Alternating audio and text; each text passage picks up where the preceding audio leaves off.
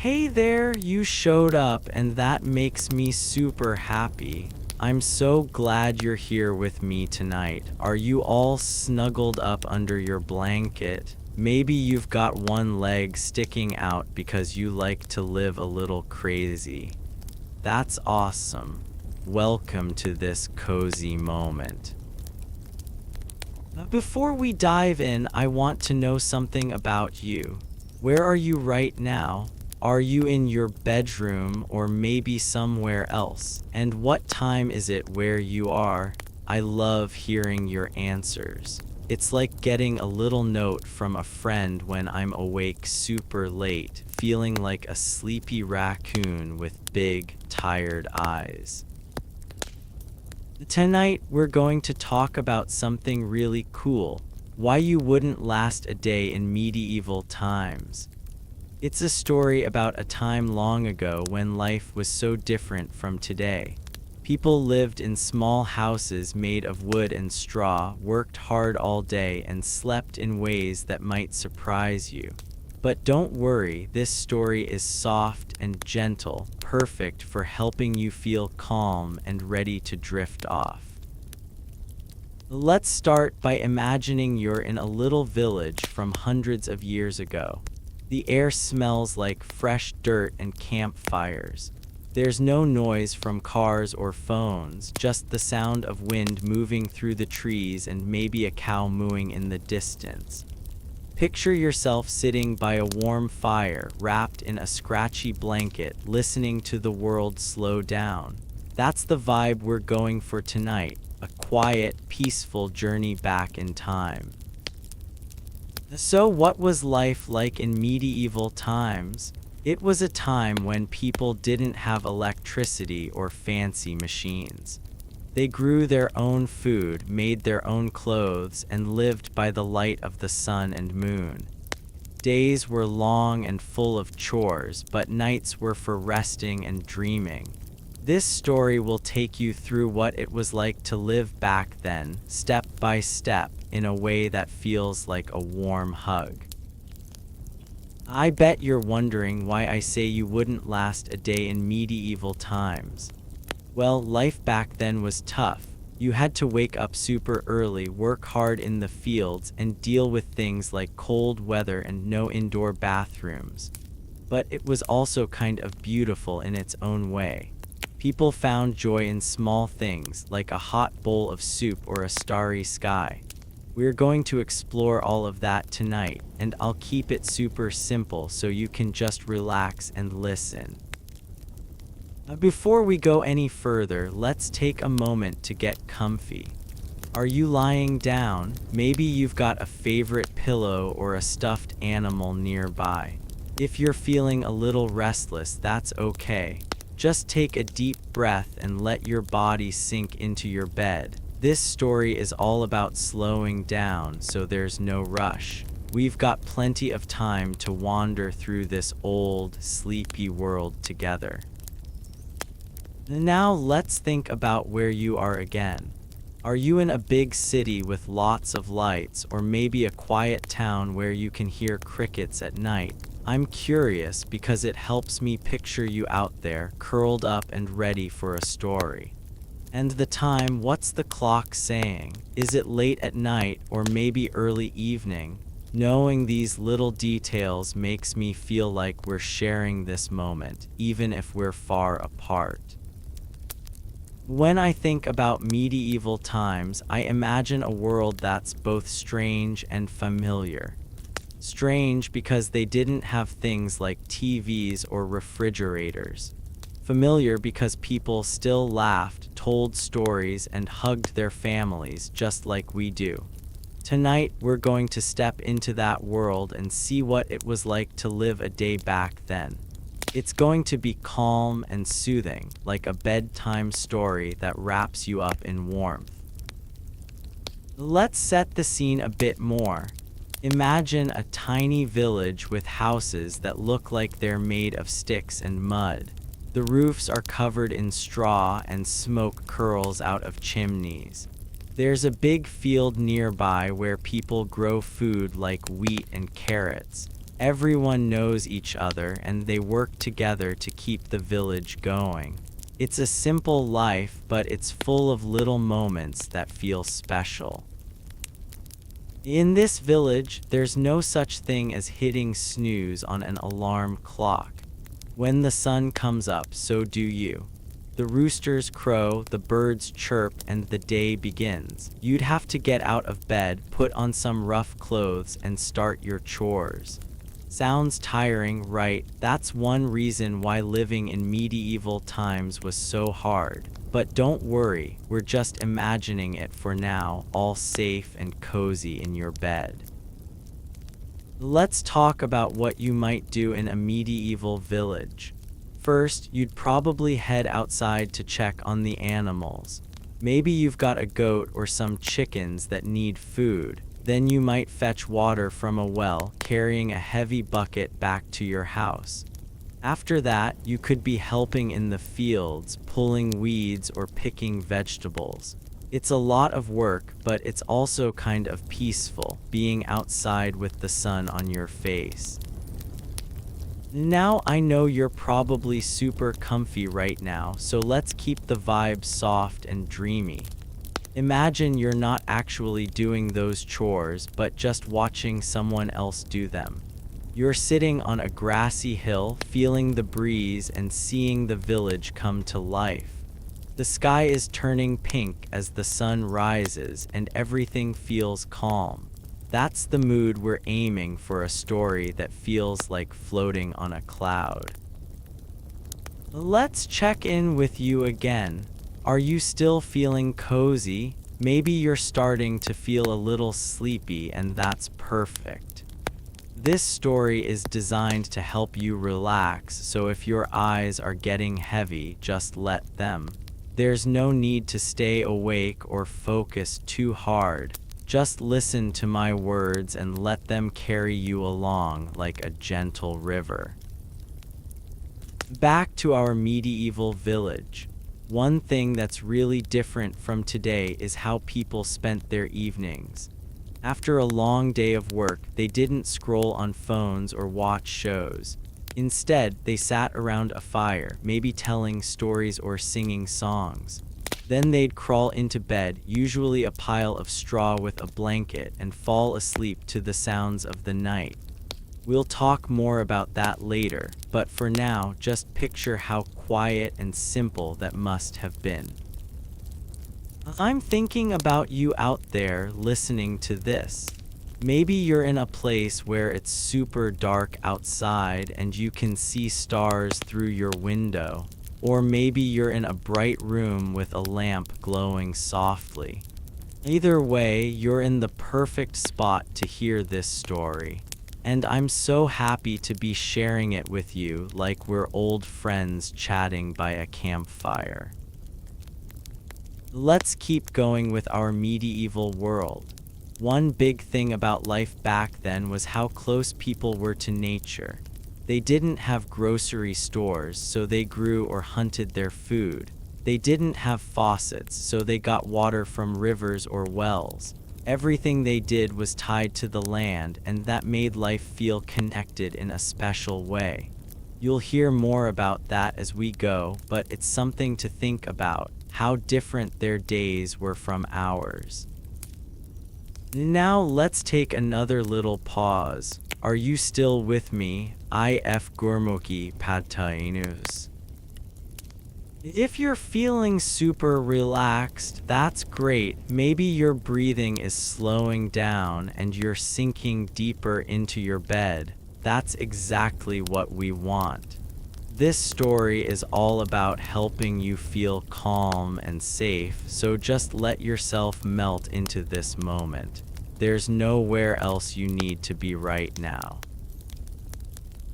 Back to our question from earlier, where are you listening from? I'm picturing all sorts of places. Maybe you're in a small town where the streets are quiet at night. Or maybe you're in a big city, but your room feels like a little hideaway. And the time, is it bedtime yet, or are you sneaking in this story a bit early? I love imagining you out there, all cozy and ready for a gentle adventure. Let's talk a bit more about why medieval times were so tough. For one thing, there was no modern medicine. If you got sick, you might have to rely on herbs or just hope you got better. There were no soft mattresses either. People slept on straw or even the floor. And food wasn't always easy to come by. Sometimes there wasn't enough to eat, and that made life really hard. But even with all that, people found ways to keep going, and that's kind of amazing. Let's imagine you're in that medieval village again, but you don't have to do any work. You're just sitting by a stream, watching the water sparkle in the sunlight. You can hear birds singing and feel the grass under your hands. It's peaceful, and it's okay to just be still for a while. This story is your chance to rest, so let yourself enjoy it. I'm so curious about you. Are you someone who loves history, or is this just a fun way to relax? Either way, you're in the right place.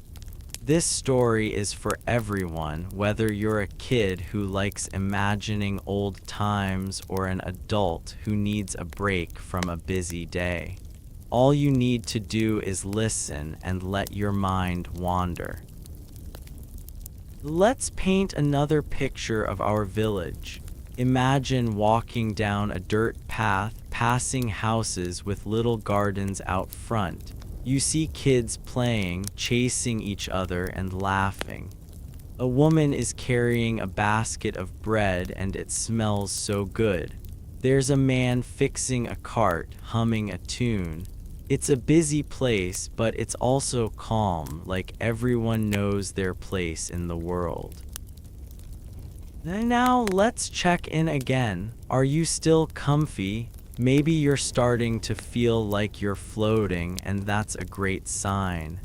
This story is long and gentle, so you've got plenty of time to sink into it. If you're still wide awake, that's okay too. Just keep listening and let the words wrap around you like a soft blanket. One thing about medieval times is that people worked together a lot. If someone's house needed fixing, the whole village might help. If there was a big harvest, everyone pitched in. It was hard, but it made people feel close, like a big family. That's something we'll explore more later, how even tough days could feel warm because of those connections. Let's take a moment to breathe. Inhale slowly, then let it out. Feel your body getting heavier, like it's sinking into the bed. This story is your safe space where you can just be. No worries, no hurry, just you and this quiet little world we're building together. I'm still thinking about where you are. Maybe you're in a place where it's chilly outside and your blanket feels extra cozy. Or maybe it's warm and you've got a fan humming softly. Whatever it's like, I hope you're feeling good. And the time, has it gotten later? I bet the world is getting quieter out there, perfect for a sleepy story. Let's go back to our village for a bit. One cool thing about medieval times was how people used the stars to tell time at night. They didn't have clocks, so they looked at the sky. If certain stars were high up, they knew it was time to sleep. It's kind of magical thinking about how the sky was their guide. Now let's imagine you're lying in a medieval bed. It's not fancy, just a pile of straw with a wool blanket, but it's soft in its own way and it smells like fresh hay. You can hear the wind outside and it's like a lullaby. You don't have to do anything, just rest and listen to the night. I love that you're here with me. It's like we're sharing a secret moment, just you and me and this story. I hope you're feeling warm and safe, like you're wrapped in a big hug. If you're getting sleepy, that's perfect. If you're still awake, that's perfect too. We're in this together. Let's keep the story going. In medieval times, people didn't have much, but they had each other. Families lived close, often in one room. They shared meals, told stories, and kept each other warm. It wasn't always easy, but it was full of love. That's something we'll dive into more as we go, how even a hard life could feel soft and kind. Let's check in one more time. Are you still cozy? Maybe your eyes are starting to close, or maybe you're just enjoying the calm. Either way, you're exactly where you need to be. This story is long, so we've got lots of time to explore this gentle world. Just let my words carry you along like a boat on a quiet lake. I'm picturing you out there all snug in your bed. Maybe you're in a place where the moon is shining through your window, or maybe it's super dark and you feel like you're in your own little cave. Whatever it's like, I'm so happy you're here. And the time, is it bedtime yet? I hope you're feeling ready to drift off. Let's go back to our village one more time. Imagine sitting by a fire watching the flames dance. The air is cool, but the fire is warm and you feel safe. Someone nearby is humming a soft song and it's making you sleepy. This is what medieval nights were like, simple, quiet, and full of little comforts. And that's where we'll start our journey. Tonight, we're going to walk through a day in medieval times, from waking up to falling asleep. It's a story about hard work, but also about rest and warmth. It's about a world that was tough, but also beautiful in its own way. And it's all for you, to help you feel calm and ready to sleep. So settle in, my sleepy raccoon. Let your body relax, let your mind wander, and let this story wrap you up. We're going to take it slow, with lots of soft moments to help you feel at peace. You don't need to do anything but listen and rest. Good night, my friend. Let's begin. Imagine a place so different from today. There were no screens flashing bright colors, no electric lights buzzed in the dark. Instead, soft firelight glowed, casting dancing shadows on walls. In medieval times, life moved slowly, like a lazy river. It was tough, with lots of work, but it followed the land's heartbeat, the seasons, the sun, the rain. Villages were tiny, with muddy paths twisting between houses made of wood and straw. People woke when the sun peeked up and rested when it sank below the hills. Their days depended on what the earth offered: crops, animals, water. Life wasn't always kind, but it had a quiet, simple beauty. Let's tiptoe into this world and meet someone who called it home. Picture yourself standing on a grassy hill, looking down at a small village. The air smells like damp soil and burning wood. A few houses, maybe 10 or 12, cluster together. Their walls are built from logs and clay, with roofs of thick, golden straw. Smoke curls from chimneys, floating up to a sky painted with soft pinks and oranges as the sun rises. A narrow path, squishy with mud, winds through the village, connecting each home like a string tying beads. You hear a cow moo in the distance, and a dog barks somewhere nearby. This is where people lived, worked, and dreamed hundreds of years ago. In this world, there were no cars zooming by or planes humming overhead. If you wanted to go somewhere, you walked, maybe for hours, on dirt trails worn smooth by feet. Some folks had horses, but those were special, like owning a fancy bike today. Most people stayed close to home, rarely leaving their village. Their whole world was this little patch of land, with fields stretching out like green blankets and a forest whispering secrets at the edge. Life followed the seasons. In spring, everyone planted seeds for wheat, barley, and vegetables like carrots or peas. Summer was for tending crops, pulling weeds, and hopping for rain.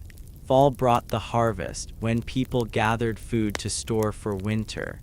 And winter, that was a time to stay warm, fix tools, and wait for spring again. The earth decided everything: when to work, when to eat, when to rest. People listened to it, like following a song they'd known forever.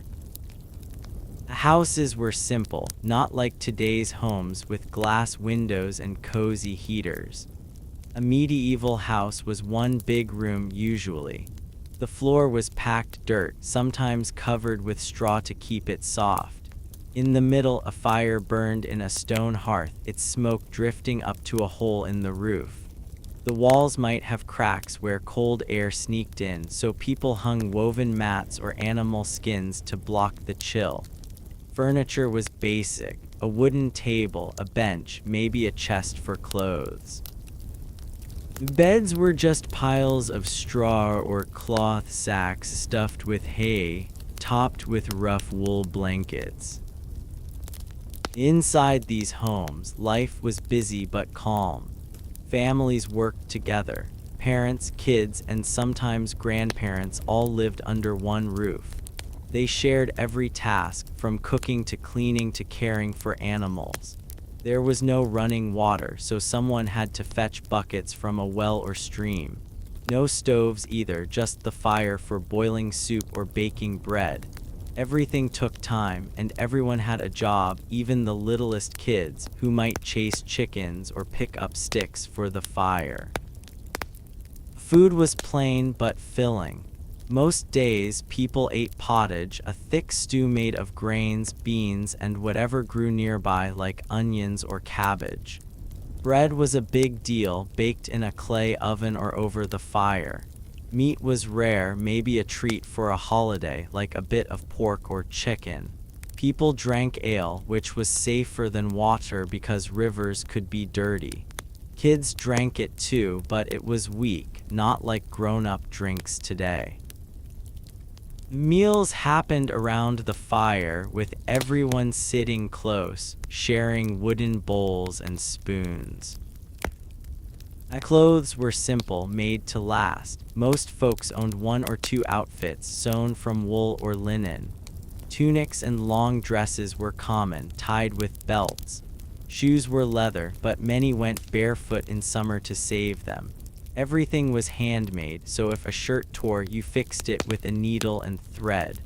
Washing clothes meant scrubbing them in a stream with soap made from ashes and fat.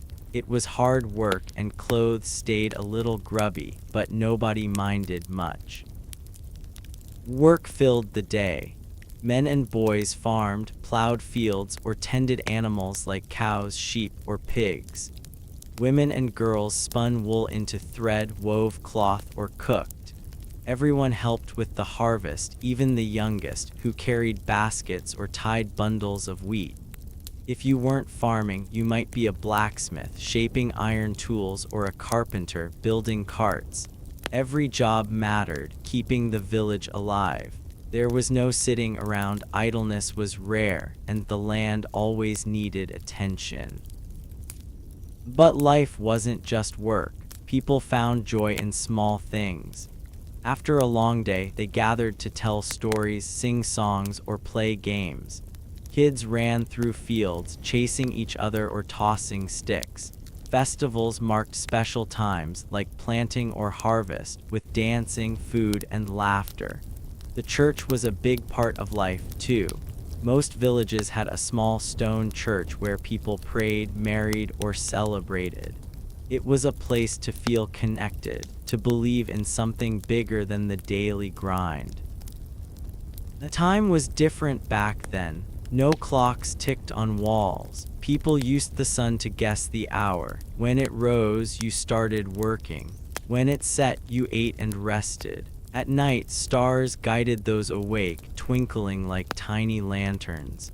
Candles or oil lamps gave a little light, but they were precious, saved for special tasks. Darkness ruled the night, and people learned to love it, letting it wrap them in quiet. The world felt alive. Animals roamed close, chickens clucked in yards, dogs slept by doors, and goats nibbled grass. The forest hummed with birds, deer, and maybe wolves. Weather shaped every day. Rain could ruin crops or make them grow. Wind brought cool relief or bitter cold. People respected nature, knowing it gave life but could take it too. They told stories about spirits in the trees or fairies in the streams, blending fear and wonder. Kids had fun even with chores. They played with wooden toys like spinning tops or carved horses. They climbed trees, swam in ponds, or made mud pies, but they grew up fast. By age 7 or 8, they worked alongside adults, learning to farm or sew. Still, there was time for giggles, for chasing fireflies or whispering secrets under the stars. Childhood was short, but sprinkled with magic. The danger was real. Sickness could strike, and doctors were rare. A cut might get infected, or a fever could linger. Herbs and prayers were the main cures. Hunger happened too if crops failed. Winters were harsh, with snow piling high and food running low. Yet people were tough. They helped each other, sharing bread or blankets. Neighbors were like family, and no one faced trouble alone. The sleep was precious. After a day of toil, people craved rest. They didn't have soft pillows or spring mattresses. Instead, they curled up on straw, sometimes sharing beds with siblings or even animals for warmth. Blankets were heavy, woven from sheep's wool, smelling of earth and smoke. Falling asleep was easy when your body ached from work and the night's quiet soothed your mind. The villages were loud in their own way. Roosters crowed at dawn. Dogs barked at strangers, carts creaked, and hammers clanged in workshops. But it was a natural noise, not like today's honking cars or buzzing phones. At night, the sounds softened, wind rustling leaves, owls hooting, or a baby crying softly. These were the village's lullaby, rocking everyone to sleep. People believed in things we might call strange. Dreams were messages from above or warnings from spirits. The church taught about heaven and hell, and folks prayed to stay safe. Superstitions were common, like throwing salt for luck or avoiding black cats. Life was a mix of faith and mystery, and every day felt like part of a bigger story. Let's imagine a typical morning. The sun peeks over the hills, painting the sky gold. A rooster crows loud and proud. Inside a house, a family stirs. The fire is low, just embers, so someone adds sticks to bring it back. The air is chilly and breath puffs like tiny clouds. Everyone moves slowly, pulling on clothes and splashing cold water on faces. Breakfast is simple, bread and a sip of ale. Then it's out to the fields or the barn, ready for another day. The village wakes together, doors creak open, and people call greetings. A woman carries a basket to the garden, picking herbs. A man leads cows to a field, their bells jangling. Kids run out, laughing, maybe kicking a leather ball. Smoke rises from every chimney, and the smell of baking bread fills the air. It's a new day, full of the same tasks but fresh with hope. Now picture the evening. The sun dips low, turning the sky purple. Work slows and people head home. The fire is stoked and pottage simmers in a pot. Families sit close, eating and talking. Someone tells a story about a brave knight or a clever fox. Kids yawn, their eyes heavy. Soon it's time for bed. The fire is banked, the door latched, and everyone settles into their straw beds, ready for sleep. This was life in medieval times, hard, yes, but woven with care and connection. People didn't have much, but they had each other. They worked with the land, not against it, and found peace in its rhythms. As we leave this scene, let's carry that calm with us. We're about to meet someone special, a person who lived this life every day. Their story will show us even more about this quiet, earthy world. For now, rest easy and let's keep wandering. Let's meet someone special, a woman named Beatrice who lived in a small village long ago. She was a peasant, which means she worked hard every day to grow food and take care of her home. Beatrice had a laugh that bubbled up like a tiny hiccup, soft and happy. Her brown hair was always a bit messy, tangled from the wind, and her busy hands, which were rough from pulling weeds in the garden. When she smiled, it was a sleepy, gentle smile that made everyone around her feel cozy, like they were wrapped in a warm blanket. Her days were long and full of chores, but she loved her little world. The scent of wet dirt after rain, the funny clucking of her chickens, and the creaky sound of her straw bed when she finally got to rest. Tonight, Beatrice is our guide, and she's going to show us what life was like in her village. Beatrice lived in a tiny house made of wood and clay, with a roof of thick straw that looked like golden fur. Her home was small, just one room, with a dirt floor sprinkled with bits of hay to keep it soft. In the middle of the room, a fire burned in a stone hearth, sending up curls of smoke that slipped out through a hole in the roof. The walls had little gaps where chilly air sneaked in, so Beatrice hung up woven mats to keep the cold away. Her furniture was simple, a wooden table, a wobbly bench, and a chest where she kept her clothes.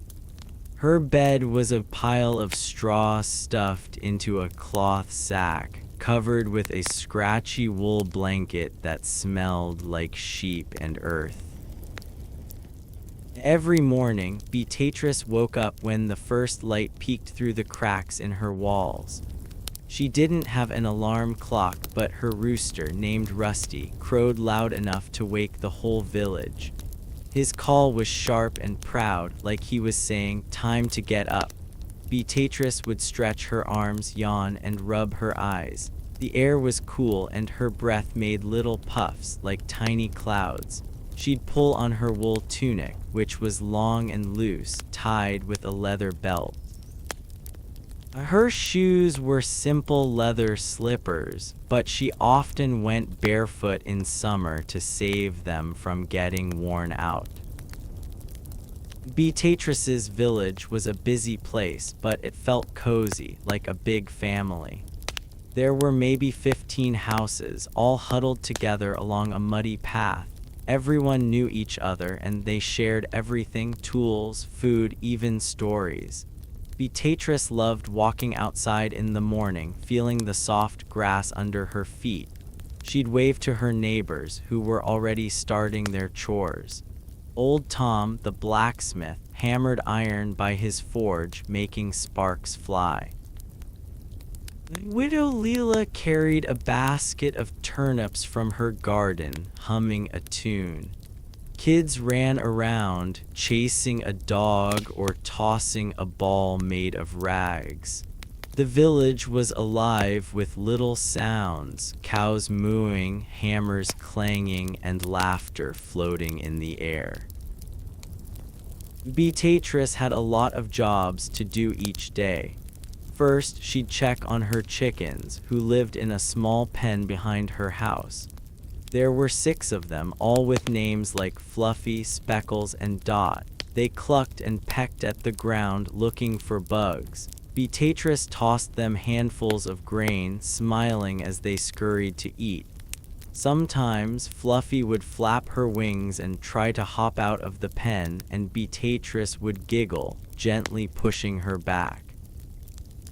She loved her chickens. They gave her eggs, which were like treasures in the village.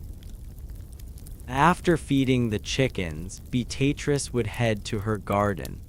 It was a small patch of dirt next to her house where she grew carrots, onions, and herbs like thyme and mint.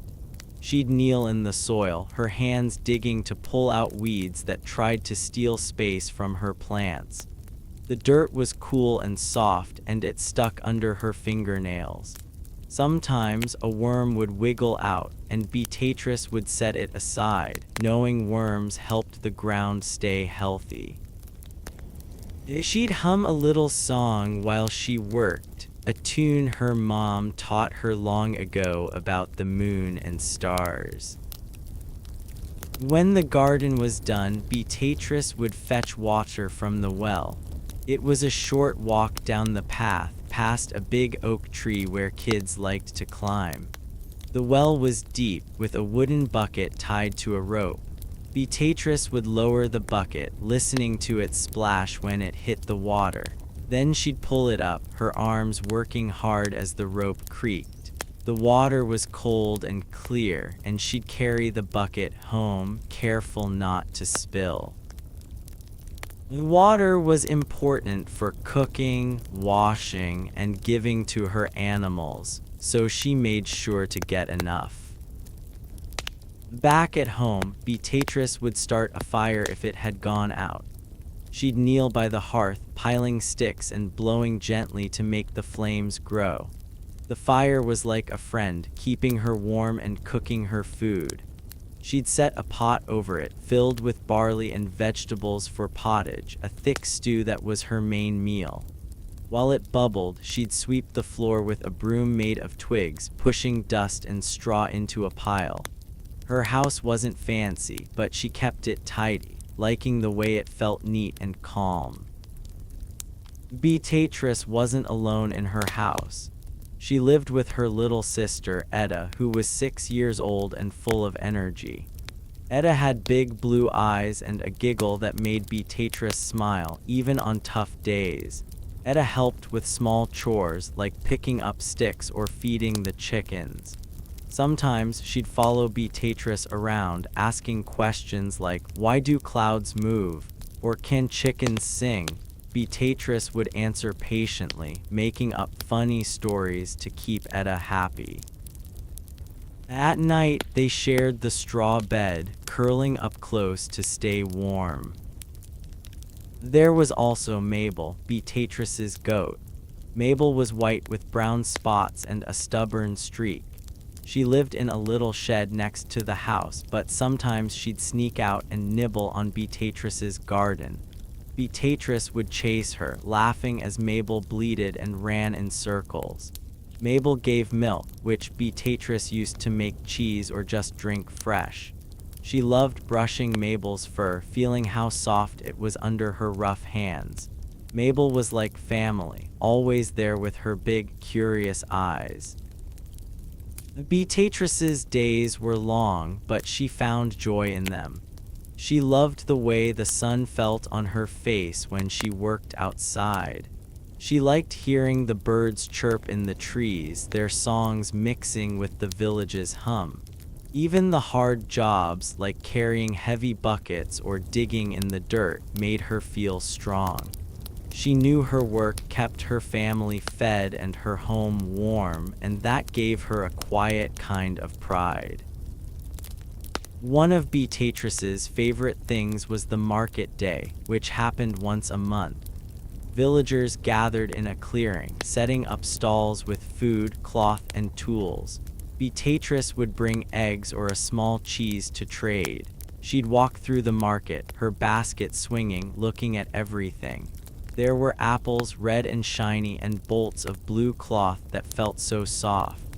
A man played a flute, its notes floating like butterflies. Kids darted around, stealing bites of bread when no one looked.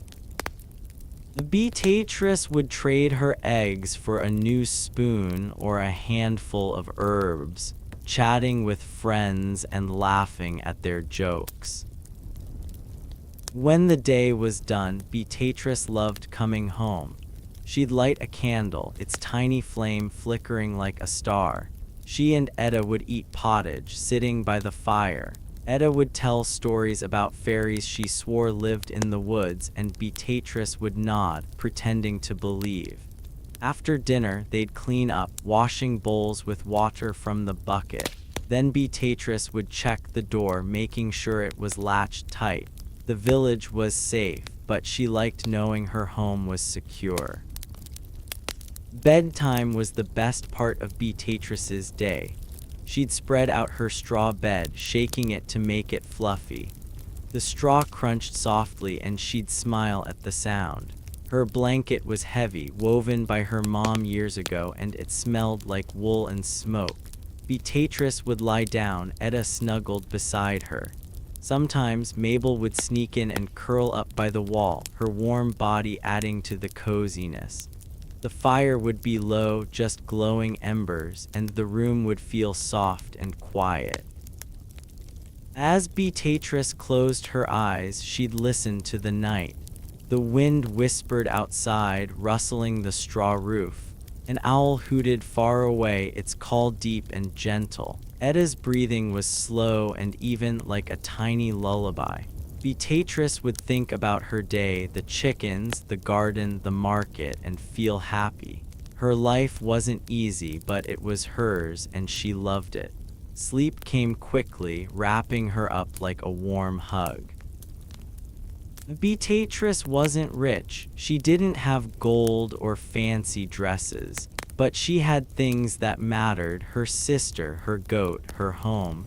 She had friends who shared their bread and neighbors who helped when times were hard. Her village was small, but it was full of life, like a garden blooming with people instead of flowers. Every day she worked, laughed, and rested, and that was enough. Sometimes Beatrice faced tough days. A storm might soak her garden, or Mabel might get sick. Once Etta caught a cold, and Beatrice stayed up all night, giving her sips of warm broth. But even on those days, Beatrice kept going. She'd sing to Etta, tell stories to Mabel, or just sit by the fire, letting its warmth chase away her worries. She was strong, not just in her arms, but in her heart. The kids in the village loved Beatrice. They'd run to her house, asking for stories or a piece of cheese. She'd sit them down and tell tales about a fox who tricked a wolf or a star that fell in love with a tree. Her voice was soft, and the kids would lean in, their eyes wide. Sometimes she'd give them a carrot from her garden and they'd munch happily, thanking her with big smiles. Beatrice felt like a big sister to them all. The seasons changed Beatrice's work. In spring she planted seeds, her hands patting the soil like it was a friend. Summer was for weeding and watching crops grow tall. Fall meant harvesting, piling baskets with onions and wheat. Winter was quieter, with snow covering the village like a white quilt. Beatrice would mend clothes or fix tools, staying close to the fire. Each season had its own rhythm, and she moved with it, like a dancer following music. Beatrice loved the little things. The way dew sparkled on grass at dawn, the smell of bread baking in the village oven, the sound of Etta giggling when Mabel nudged her with her nose. These moments were like jewels, small but precious. They made her long days feel light, like a breeze lifting a leaf. She didn't need much to be happy, just her home, her family, and the world around her. At night, Beatrice sometimes looked at the stars through a crack in her roof. They twinkled, bright and far away, like tiny candles in the sky. She'd wonder about them, imagining they were watching her back. The stars made her feel small but safe, part of something big and beautiful. She'd whisper a prayer, asking for good dreams, then let her eyes close, ready for sleep.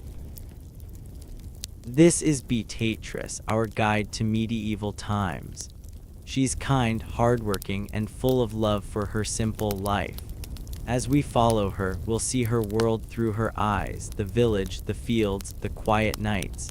She'll show us how even a hard life could be warm and full of joy.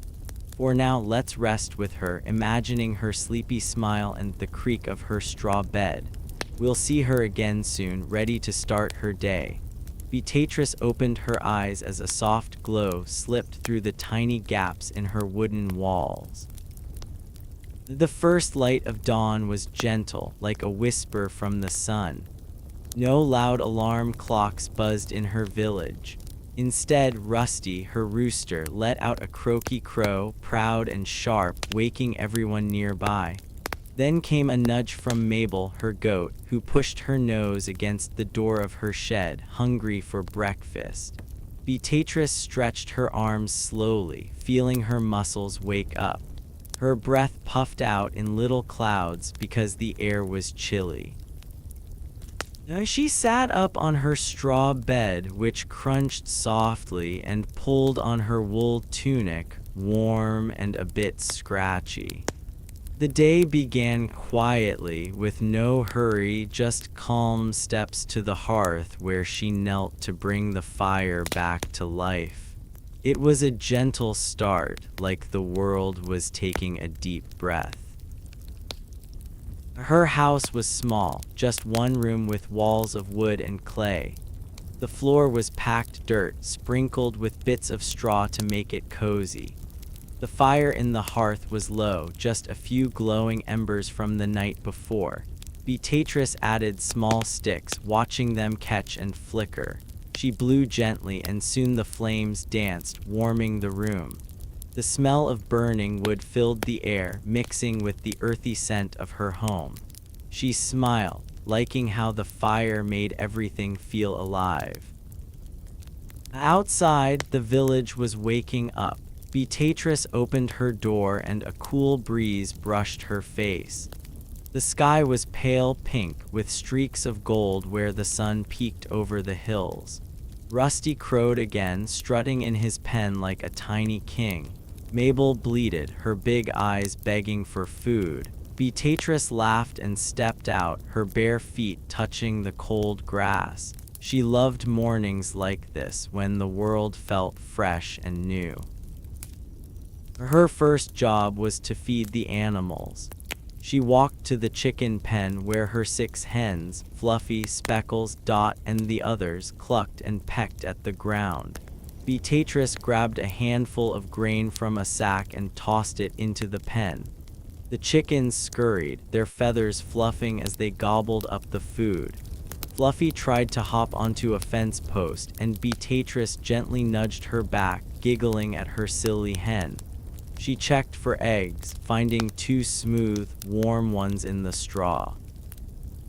She tucked them into her apron, feeling proud. Next, she went to Mabel's shed. The goat was waiting, chewing on a bit of hay. Beatrice poured grain into a wooden trough, and Mabel dove in, her tail wagging like a happy puppy. Beatrice scratched Mabel's ears, feeling the soft fur under her fingers. She filled a bucket with water from the well, carrying it carefully so it wouldn't spill. Mabel drank, her tongue lapping noisily. Beatrice smiled, knowing her animals were happy. Back inside, Beatrice's little sister Etta was stirring. Etta was 6, with messy hair and a sleepy grin. "Morning, Bea," she mumbled, rubbing her eyes. Beatrice hugged her, feeling Etta's warmth. She helped Etta pull on a small tunic, tying it with a cord. They sat by the fire, sharing a piece of yesterday's bread. It was hard but tasty, with a chewy crust. Beatrice broke off bits for Etta, who munched slowly, still half asleep. The fire was now a steady glow, so Beatrice hung a pot over it. She poured in water and added barley grains for pottage, a thick stew they ate most days. She tossed in an onion and some herbs from her garden, stirring with a wooden spoon. The pot bubbled, sending up a cozy smell that made the house feel like a hug. Etta watched, her chin resting on her hands, her eyes following the steam. While the pottage cooked, Beatrice swept the floor. She used a broom made of twigs, pushing dust and straw into a pile. The dirt floor was never perfectly clean, but she liked making it neat. She hummed a tune, one her mom used to sing about a bird that flew to the moon. Etta joined in, her voice small but sweet. They laughed when they forgot the words, making up silly ones instead. Outside, the village was getting busier. Beatrice heard the clank of a hammer from old Tom's forge, where he shaped iron into tools. Widow Leela called to her cow, leading it to a field. Kids ran past, their feet thumping on the muddy path, chasing a ball made of rags. Beatrice waved through her open door, feeling part of this lively world. She loved how everyone worked together like bees in a hive. Beatrice stepped out to fetch more water. The well was a short walk past a big oak tree where sparrows chirped. She lowered the bucket, listening to the splash when it hit the water. Pulling it up was hard, her arms straining, but she was strong from years of chores. The water sparkled in the morning light and she carried it home, splashing a little on her tunic. She didn't mind, it would dry soon. Back at the house, Beatrice checked the pottage. It was thick now, with a rich smell that made her stomach rumble. She tasted it, nodding it needed a pinch of salt. She sprinkled some in, stirring slowly. Etta was playing with a stick, pretending it was a horse. "Gallop, gallop," she said, making Beatrice chuckle. She loved Etta's imagination, how it turned simple things into adventures. With breakfast almost ready, Beatrice went to her garden. It was a small patch of dirt by the house, filled with rows of carrots, onions, and herbs. She knelt, pulling weeds that poked up between her plants. The soil was cool, sticking to her hands like soft clay. A ladybug crawled onto her finger and she held it up, watching its red wings shine. She set it on a leaf, whispering, "Stay safe, little friend." The garden was her pride, growing food that kept her and Etta strong. The sun was higher now, warming the air. Beatrice stood, brushing dirt from her hands. She looked around, taking in her village.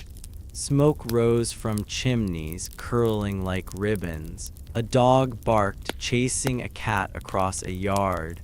A woman sang as she hung wet clothes on a line. It was a simple life, but Beatrice felt happy here, surrounded by people and nature. She went back inside, where Etta was still playing. "Time to eat," Beatrice said, spooning pottage into wooden bowls. They sat by the fire, eating slowly. The stew was warm, filling their bellies with comfort. Etta slurped, getting some on her chin, and Beatrice wiped it with her sleeve, laughing. They didn't talk much, just enjoyed the quiet moment, the crackle of the fire, and the taste of their meal. After breakfast, Beatrice washed the bowls with a bit of water, scrubbing with her fingers. She set them on the table to dry, then helped Etta tie her shoes, little leather slippers like her own. Etta wanted to help with chores, so Beatrice gave her a small job, picking up sticks for the fire. Etta ran outside, her arms soon full of twigs, her face beaming with pride. Beatrice hugged her, saying, "You're the best helper." The morning was moving along, but there was no rush. Beatrice liked the slow pace, how each task flowed into the next. She went to check the chickens again, making sure they had water. Speckles had laid another egg, and Beatrice added it to her apron. She'd trade these at the market later, maybe for a new needle or some apples. Eggs were special, and she handled them like fragile treasures. Mabel was grazing now, tethered to a post so she wouldn't eat the garden. Beatrice untied her, leading her to a grassy spot. Mabel nibbled happily, her jaws crunching. Beatrice sat for a moment, feeling the sun on her face. A breeze rustled the trees, carrying the scent of wildflowers. She closed her eyes, letting the world wrap around her like a soft blanket. Back at the house, Beatrice started another chore, spinning wool. She had a wooden spindle, a tool that twisted fluffy wool into thread. She sat by the door where the light was good, pulling bits of wool from a basket. Her fingers moved smoothly, spinning the spindle as it dropped to the ground. The wool turned into a thin, strong thread, which she'd later weave into cloth. It was slow work, but she liked the rhythm, like a quiet song. Etta came back, her arms full of sticks. She dropped them by the hearth, then sat next to Beatrice, watching the spindle twirl. "Can I try?" she asked. Beatrice handed her a small piece of wool, showing her how to twist it. Etta's thread was lumpy, but she grinned, proud of her effort. Beatrice kissed her forehead, saying, "You'll be a spinner someday." The village was in full swing now. Beatrice heard a cart creak by, its wheels squeaking. A man shouted to his horse, urging it along. Kids laughed, playing a game where they tossed stones into a circle. Beatrice felt connected to it all, like her heart was tied to the village with invisible strings. She kept spinning, her hands steady, her mind calm. She paused to check the fire, adding more wood to keep it going. The flames leaped, casting shadows on the walls. She loved how the fire changed, never staying the same.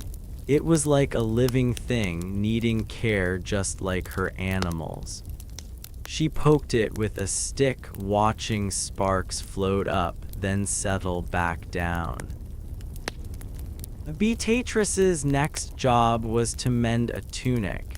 Etta had torn hers while climbing a tree, and the hole needed fixing. Beatrice took a bone needle and thread she'd spun herself. She sat by the door, stitching carefully, her fingers nimble. The tunic was old, but the stitches made it strong again. She hummed as she worked, the needle glinting in the sunlight.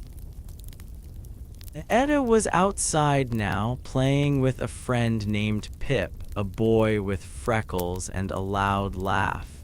They were pretending to be knights, waving sticks like swords. Beatrice watched them, her heart warm. She loved seeing Etta happy, her worries forgotten in the game. The village was a safe place for kids, with everyone looking out for each other. The morning was almost over, but Beatrice had one more task. She needed to grind grain for flour. She had a small stone quern, 2 flat rocks that crushed barley into powder. She poured grain onto the bottom stone, then turned the top one, her hands pushing hard. The grain crunched, turning into fine dust. It was slow, tiring work, but the flour would make bread, so it was worth it.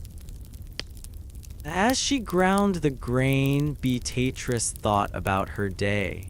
She'd fed the animals, cooked, cleaned, spun wool, mended clothes, and now she was making flour. Each job was small, but together they kept her life going. She felt strong, knowing her work mattered. The village depended on everyone doing their part, and she was proud to be part of it. The sun was high now, warming the village. Beatrice finished grinding and wiped her forehead, a little sweaty. She looked out at the fields where men and women worked, their tools glinting. A bird soared overhead, its wings cutting through the blue sky. The world felt big and small at the same time, full of life but centered on this tiny village. Beatrice called Edda inside for a drink of water. They sat by the table, sipping from a wooden cup. Edda's cheeks were pink from playing, and she chattered about her game with Pip. Beatrice listened, nodding, her heart full. These moments with Edda were her favorite, when they could just be together, no chores pressing in. The morning was done, and Beatrice felt ready for the rest of the day. She'd go to the garden soon, then maybe visit a neighbor to trade eggs. But for now, she sat with Edda, letting the quiet settle over them. The fire crackled, the village hummed, and the world felt right. This was her life, simple and hard, but full of love and warmth. Beatrice's day was like a gentle song, made of small chores that flowed together, soft and steady like a lullaby. She carried a bucket of water from the well, the liquid splashing quietly against the sides. She mixed dough for bread, her fingers pressing into the warm, sticky lump. She ran after Mabel, her goat, when she strayed too far, giggling at her own wobbly steps. Each job was tough, but Beatrice took her time, letting each task sink into her body like a warm blanket. By midday, her shoulders were sore, but her heart was happy, filled with the quiet joy of a day well spent. The sun was climbing higher now, painting the village in golden light. Beatrice stood outside her small house, the air fresh with the smell of grass and wood smoke. Her home was simple, with wooden walls and a straw roof that rustled in the breeze. The village around her hummed with life, kids laughing, a hammer banging in the distance, and a cow mooing softly. Beatrice loved this time of day, when the world felt busy but calm, like everyone was working together to keep the village alive. Her first chore was to fetch more water. The well was a short walk away, down a muddy path lined with wildflowers. Beatrice picked up her wooden bucket, its handle smooth from years of use. She swung it gently as she walked, humming a little tune about a bird that danced with the wind. The well was deep, with a rope tied to a pulley. She lowered the bucket, listening to the soft splash as it hit the water below. Pulling it up was hard work, her arms tugged, and the rope creaked, but she was strong. The bucket came up full, the water clear and cool, sparkling in the sunlight. Beatrice carried the bucket back home, careful not to spill. A few drops splashed onto her tunic, leaving dark spots, but she didn't mind. She set the bucket by the door where it would be ready for cooking or washing. The water was important, like a gift from the earth, and she always felt grateful for it. She wiped her hands on her apron, the cloth rough against her skin, and took a moment to breathe. The air was warm now, and a butterfly fluttered by, its wings a soft yellow. Next, Beatrice turned to her garden. It was a small patch of dirt next to her house, filled with rows of carrots, onions, and herbs like mint and thyme. She knelt down, her knees sinking into the soft soil. Weeds had sprouted overnight, their green tips poking up between her plants. Beatrice pulled them out one by one, her fingers gentle but firm. The weeds came up with a tiny pop, leaving the dirt smooth again.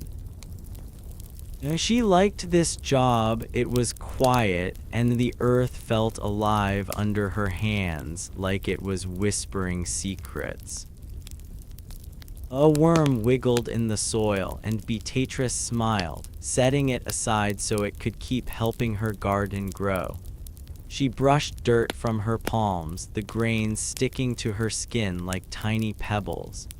The sun warmed her back, and a breeze tickled her neck, carrying the sweet smell of flowers from a nearby field.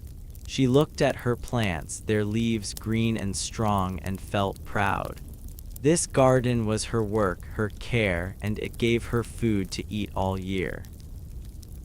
Back inside, Beatrice started on bread. She had a wooden bowl filled with flour she'd ground yesterday, fine and soft like dust. She poured it onto her table, making a little hill. Then she added water from the bucket, just a splash and a pinch of salt. Her hands mixed it all together, the flour turning into a sticky dough that clung to her fingers. She pushed and folded it, her palms sinking into the warm, stretchy lump. The dough smelled earthy, like the fields where the wheat grew, and she loved how it changed under her touch. Kneading took time, but Beatrice didn't rush. She pressed the dough, turned it, and pressed again, her arms moving in a steady rhythm. The table creaked softly, and a bit of flour dusted her apron like snow. Her little sister, Etta, peeked in, her eyes curious. "Can I help?" Etta asked, bouncing on her toes. Beatrice nodded, patting a small piece of dough for Etta. "Push it like this," she showed, guiding Etta's tiny hands. Etta giggled, her dough lumpy but full of effort. Beatrice smiled, her heart warm. She loved teaching Etta, even if the bread turned out a bit funny.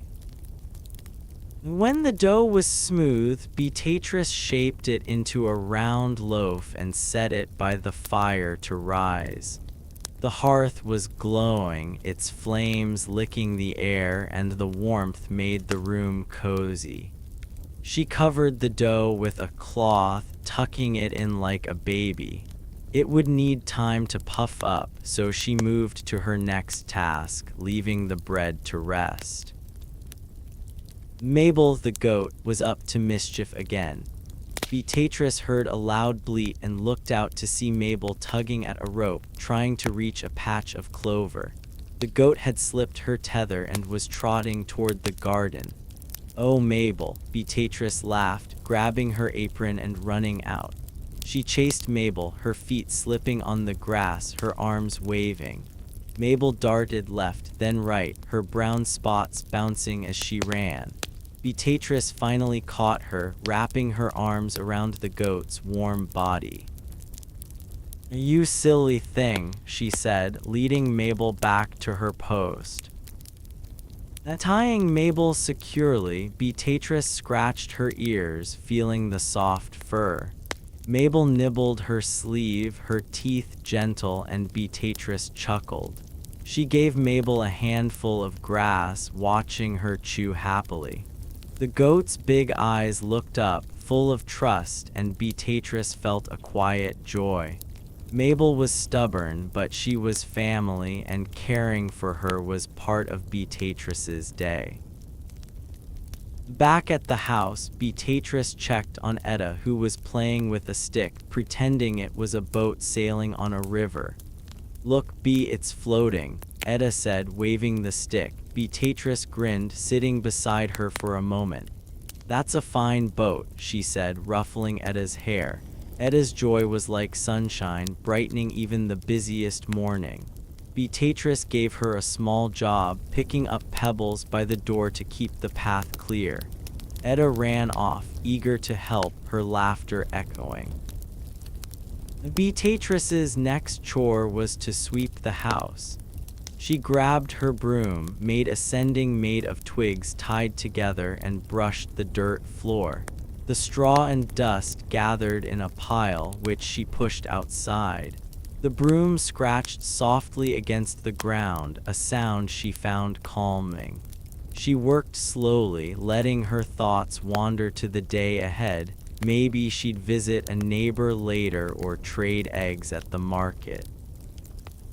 After sweeping, Beatrice went to her chickens. The 6 hens clucked in their pen, pecking at the ground. She scattered more grain, watching them flutter and chase the food. Dot, her favorite hen, strutted close, and Beatrice tossed her an extra handful, whispering, "Good girl." She checked the nests, finding one egg, smooth and warm, which she slipped into her apron. Eggs were precious, and she handled it carefully, like a fragile jewel. The village was alive now, with sounds floating through the air. A cart rumbled by, its wheels squeaking. A woman called to her kids, her voice sharp but kind. Somewhere a dog barked, excited by a squirrel. Beatrice loved these noises. They were the heartbeat of her home, proof that everyone was working, living, and caring for each other. Her next task was to mend a basket that had a broken handle. She sat by the door where the light was bright and took out a bundle of thin branches she'd collected. Her fingers wove them around the handle, twisting and tucking to make it strong. The branches were bendy but tough, and she liked how they fit together like a puzzle. She hummed a tune, soft and slow, about a star that fell into a river. The weaving was peaceful, and her hands moved without hurry, enjoying the simple work. Etta came back, her hands full of pebbles, her cheeks pink from running. "I got lots," she said, dropping them in a pile. Beatrice clapped, saying, "You're amazing, Etta." She gave Etta a sip of water from a clay cup, the liquid cool and clean. Etta drank, then ran off to play again, her energy endless. Beatrice watched her go, her heart full of love for her little sister. The sun was nearing its peak, and Beatrice's shoulders felt heavy from carrying water and kneading dough. She stretched her arms, feeling the ache, but it was a good kind, the kind that meant she was doing her part. She went back to the bread, lifting the cloth to check it. The dough had risen, round and puffy, ready for baking. She slid it into the clay oven by the hearth, the heat kissing her face. The smell of baking bread began to fill the room, warm and comforting, like a promise of a good meal. Beatrice's next job was to churn butter. She had a small wooden churn filled with cream from Mabel's milk. She pushed the plunger up and down, her arms working in a steady beat. The cream sloshed, slowly turning thick and yellow. It was hard work, and her hands grew tired, but she kept going, thinking of the creamy butter she'd spread on bread. The churn made a soft thump-thump like a drum, and she matched her breathing to it, calm and even. After a while, she checked the churn. The butter was forming little clumps sticking to the sides. She scooped it out with a wooden spoon, pressing it into a small bowl. The butter was pale and smooth, smelling rich and fresh. She covered it with a cloth, setting it in a cool corner of the house. Beatrice wiped her sweaty forehead, feeling proud of her work. Butter was a treat, and she couldn't wait to share it with Etta. The village sounds grew louder as noon approached. A man sang as he walked by, his voice deep and cheerful. Kids shouted, playing a game with sticks and a ball. Beatrice stepped outside, looking at the sky. It was blue, with a few fluffy clouds drifting like sheep. She felt the sun's warmth on her cheeks, and a breeze cooled her skin, carrying the scent of hay and wild mint. Beatrice's next chore was to wash a tunic. She took Etta's favorite one, which had a mud stain from playing. She carried it to a wooden tub by the house, filling it with water from the bucket. She added a bit of soap made from ashes and fat and scrubbed the cloth, her hands splashing in the cool water. The stain faded and the tunic looked clean again. She hung it on a rope stretched between two trees, the cloth flapping gently in the wind.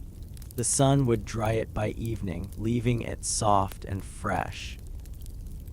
Etta ran up holding a flower she'd picked, a tiny purple bloom. "For you, Bee," she said, her eyes bright. Beatrice took it, tucking it behind her ear. "It's beautiful," she said, hugging Etta tight. The flower felt delicate, a small gift from the earth, and it made Beatrice's heart sing.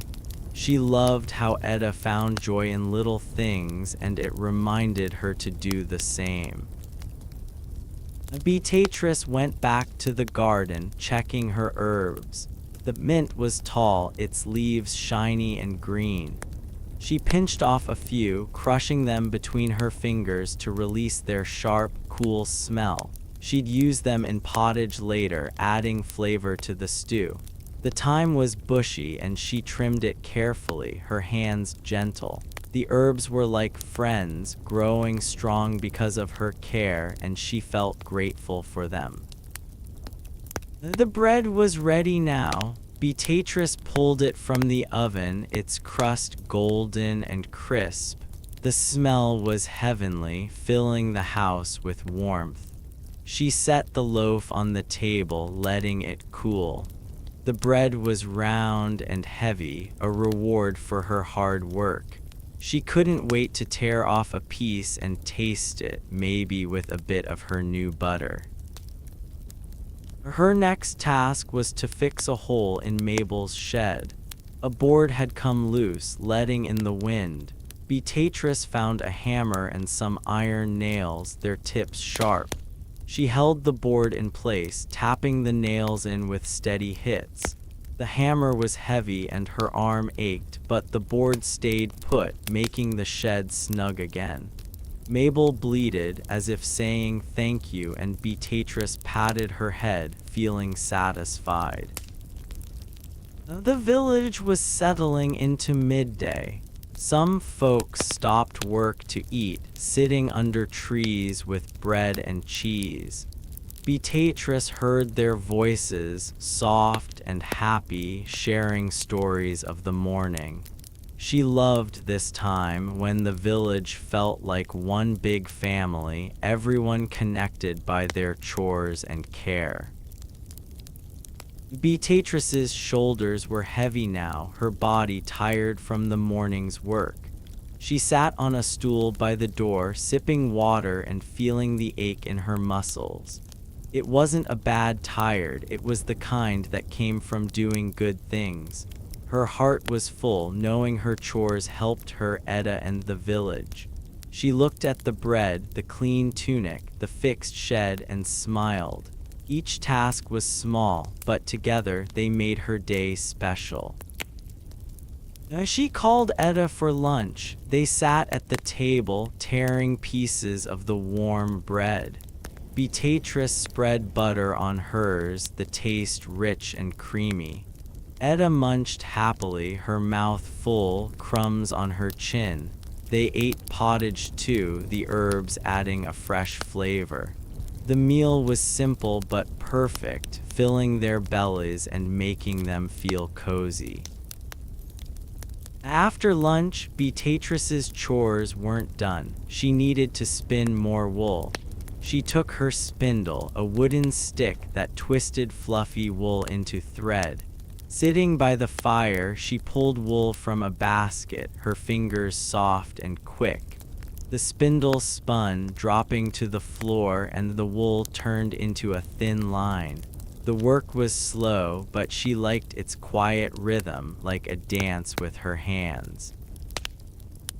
Etta sat nearby, drawing in the dirt with a stick, making swirls and shapes.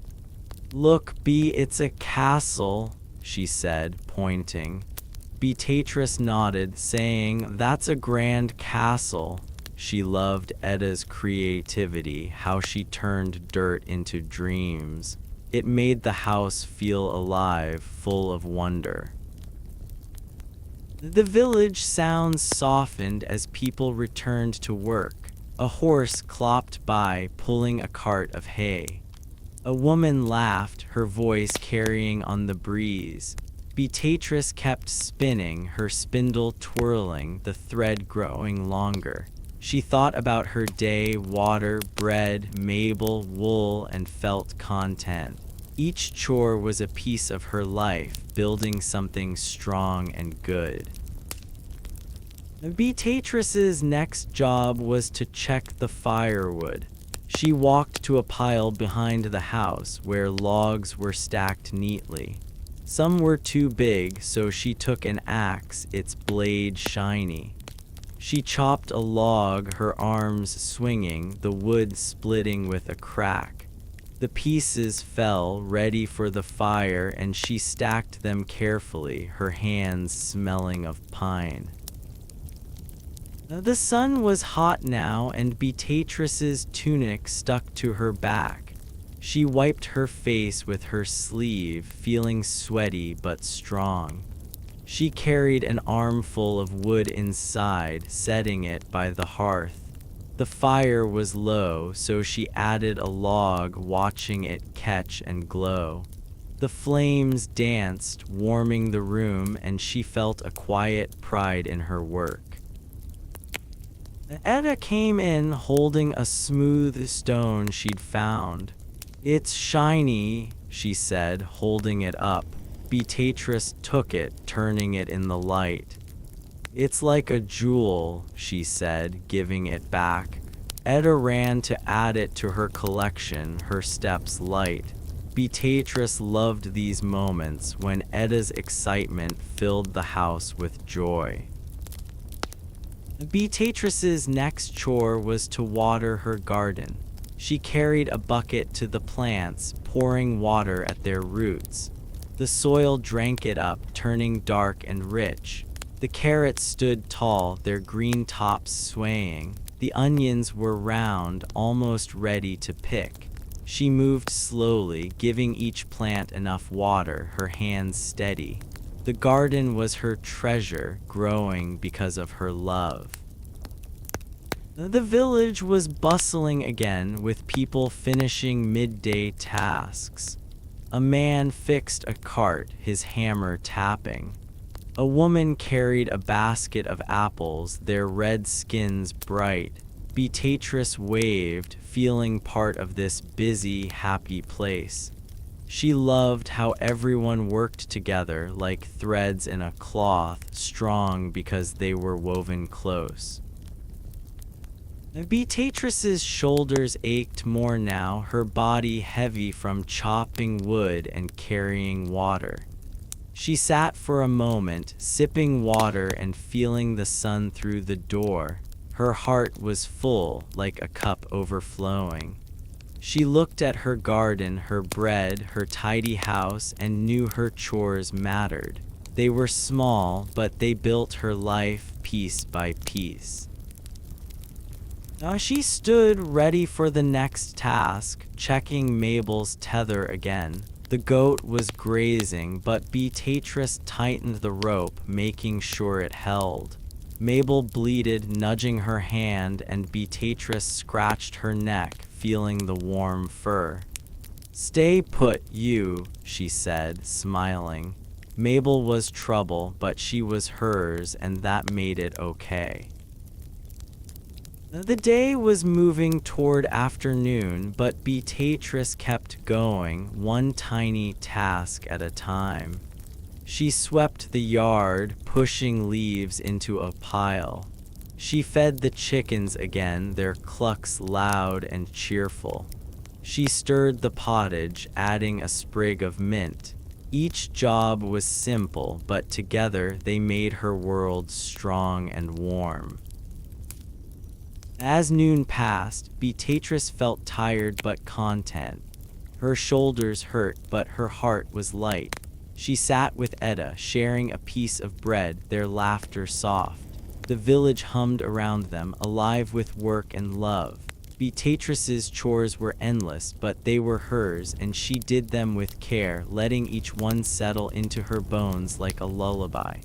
Beatrice worked hard all day, carrying heavy buckets, mixing dough for bread, running after her goat Mabel. Every chore made her body feel tired, like a soft hum deep inside. This wasn't the kind of tired you get from sitting at a desk or looking at a screen. It was a big, heavy tired that sank into her arms, her back, and her feet. By the time the sun started to set, her eyes felt droopy, and she let out a warm, happy sigh. Sleep was coming soon, and her body was ready to rest. The world around her seemed to nod, quiet and calm, ready to rest too. The day had been long in Beatrice's little village. The sun was low now, painting the sky with pink and orange streaks. Her small house, made of wood and clay with a straw roof, glowed in the soft light. The village was slowing down, kids stopped running, animals settled in their pens, and the clanging of hammers faded. Beatrice stood outside her door, feeling the cool evening air on her face. Her hands were rough from work, her tunic dusty, but she felt good, like she'd done something important. Her arms were the first to feel tired. Carrying water from the well was hard. The bucket was heavy and the rope pulled at her palms, leaving them red. She'd hauled water 3 times today, each trip making her shoulders ache a little more. When she kneaded bread, her arms pushed and pulled the sticky dough, working until it was smooth. That took strength, and now her muscles felt soft, like they wanted to melt. Even lifting her hand to brush hair from her face felt slow and heavy. Her back was tired too. Beatrice had bent over in the garden, pulling weeds and picking carrots. Her spine curved as she tugged at the tough roots, the dirt cool under her fingers. She'd also swept the house, leaning forward to push the broom across the dirt floor.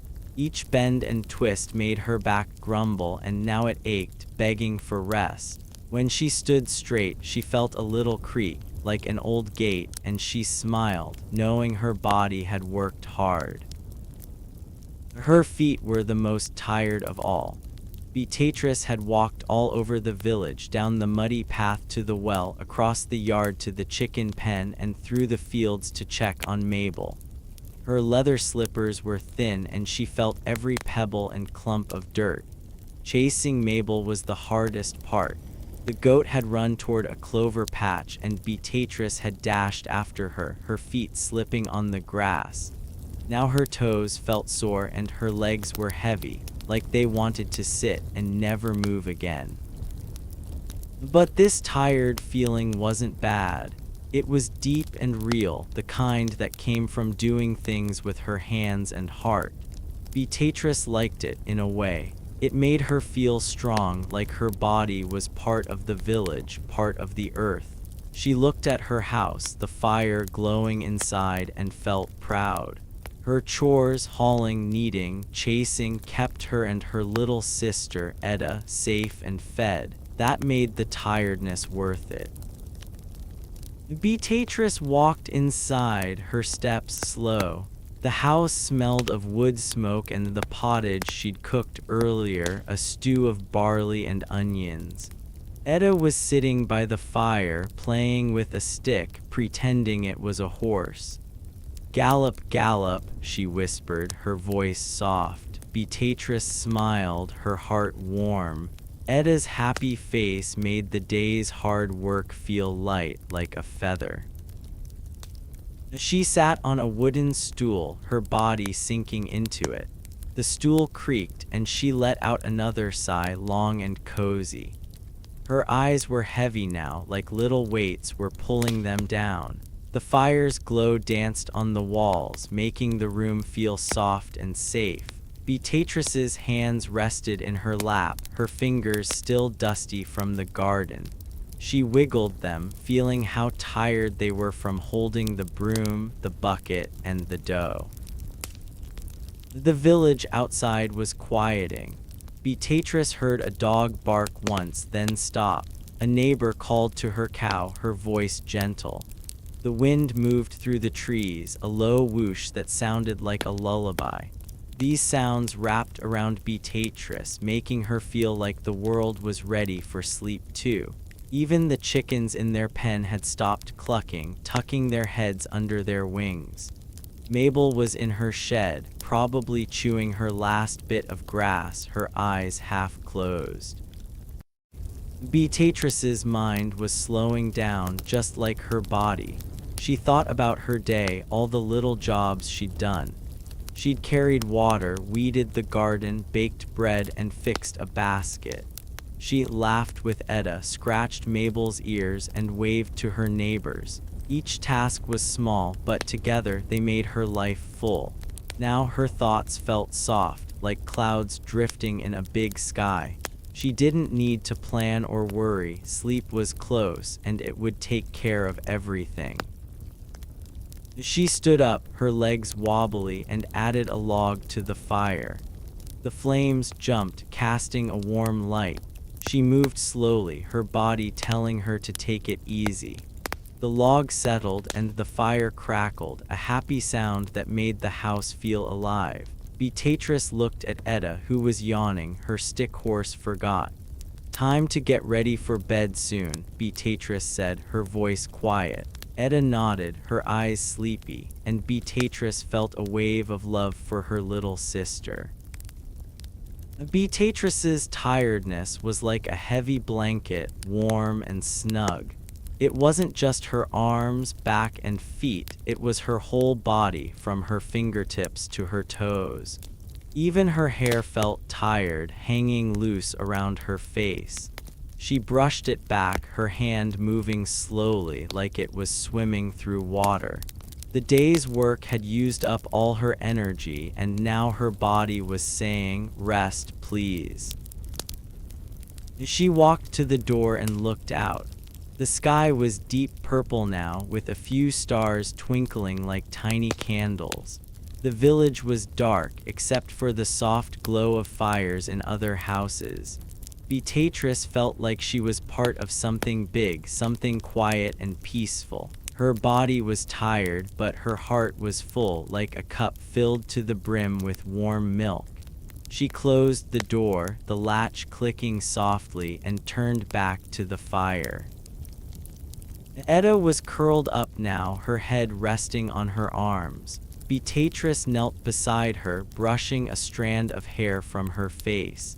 Etta's breathing was slow, her chest rising and falling like a gentle wave. Beatrice felt her own breathing slow too, matching Etta's. The tiredness in her body was growing, pulling her towards sleep like a river pulling a leaf. She didn't fight it, she let it come, knowing it was okay to rest.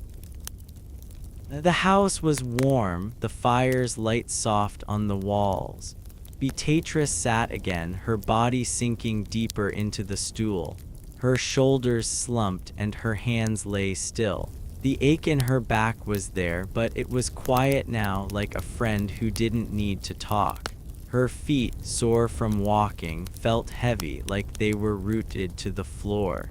She wiggled her toes just to feel them and smiled at how tired they were.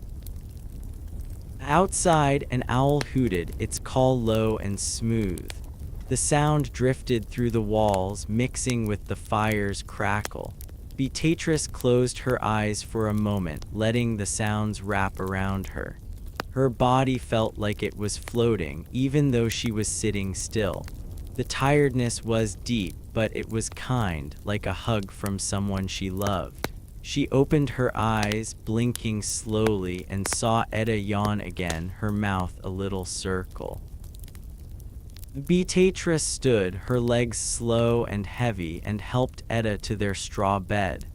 The bed was simple, just a pile of straw covered with a wool blanket. It crunched as they climbed in, the straw shifting under their weight.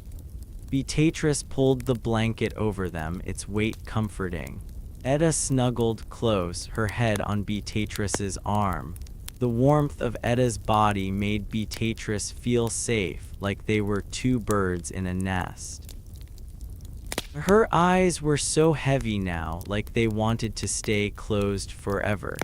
She blinked, looking at the fire one last time.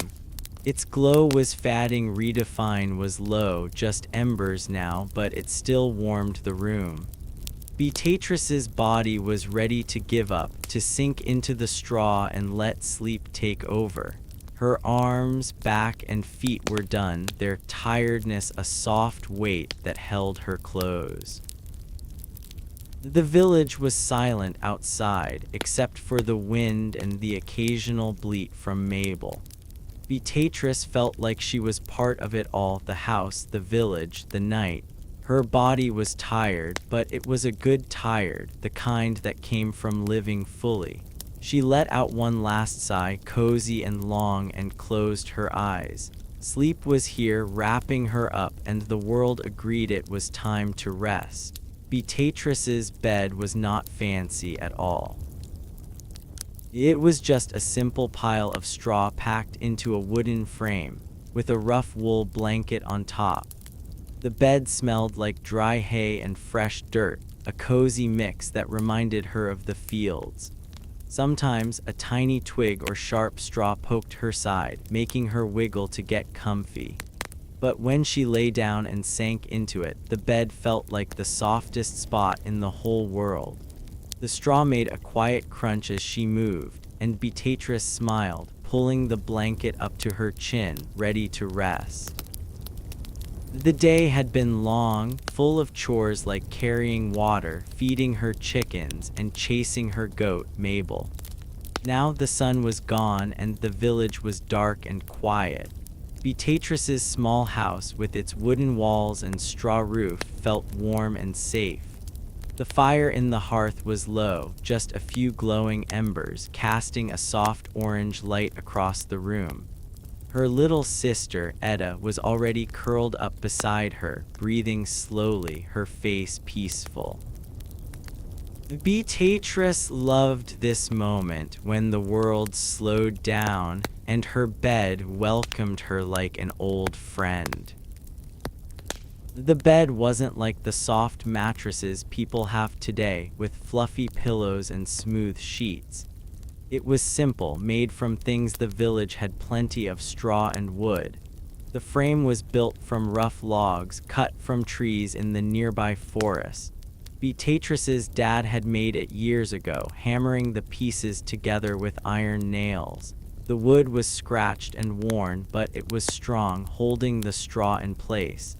The straw itself was fresh, gathered from the fields after the harvest. Beatrice had stuffed it into a big cloth sack, tying it tight so it wouldn't spill out. The straw was soft in its own way, but it wasn't perfect. It shifted when Beatrice moved, making little crackling sounds like dry leaves underfoot. Sometimes a piece would stick out, poking her arm or leg, and she'd have to push it back down. The straw smelled good, though, like summer fields and warm earth. It was a smell that made Beatrice feel at home, like she was part of the land itself. She'd breathe it in, her nose tickled by the scent, and feel her body relax. The wool blanket was another simple thing. It was heavy, woven from the wool of sheep that grazed in the village fields. Beatrice's mom had made it, her hands working a wooden loom to turn fluffy wool into thick cloth. The blanket was scratchy against Beatrice's skin, not smooth like modern blankets, but it was warm, trapping the heat of her body and keeping the chilly night air away.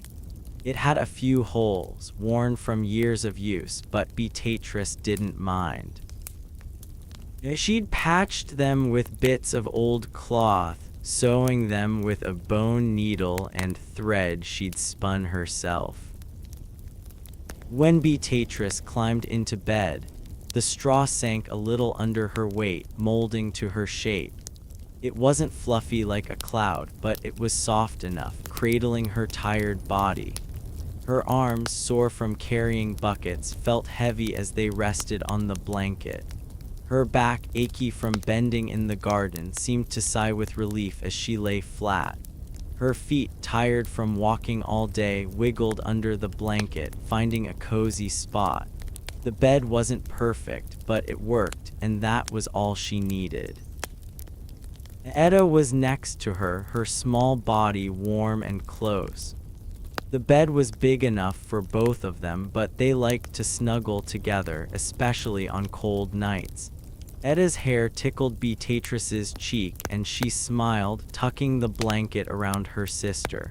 The straw crunched as Etta shifted, her breathing soft and steady like a tiny song. Beatrice loved sharing the bed with Etta. It made the night feel safe, like they were two peas in a pod.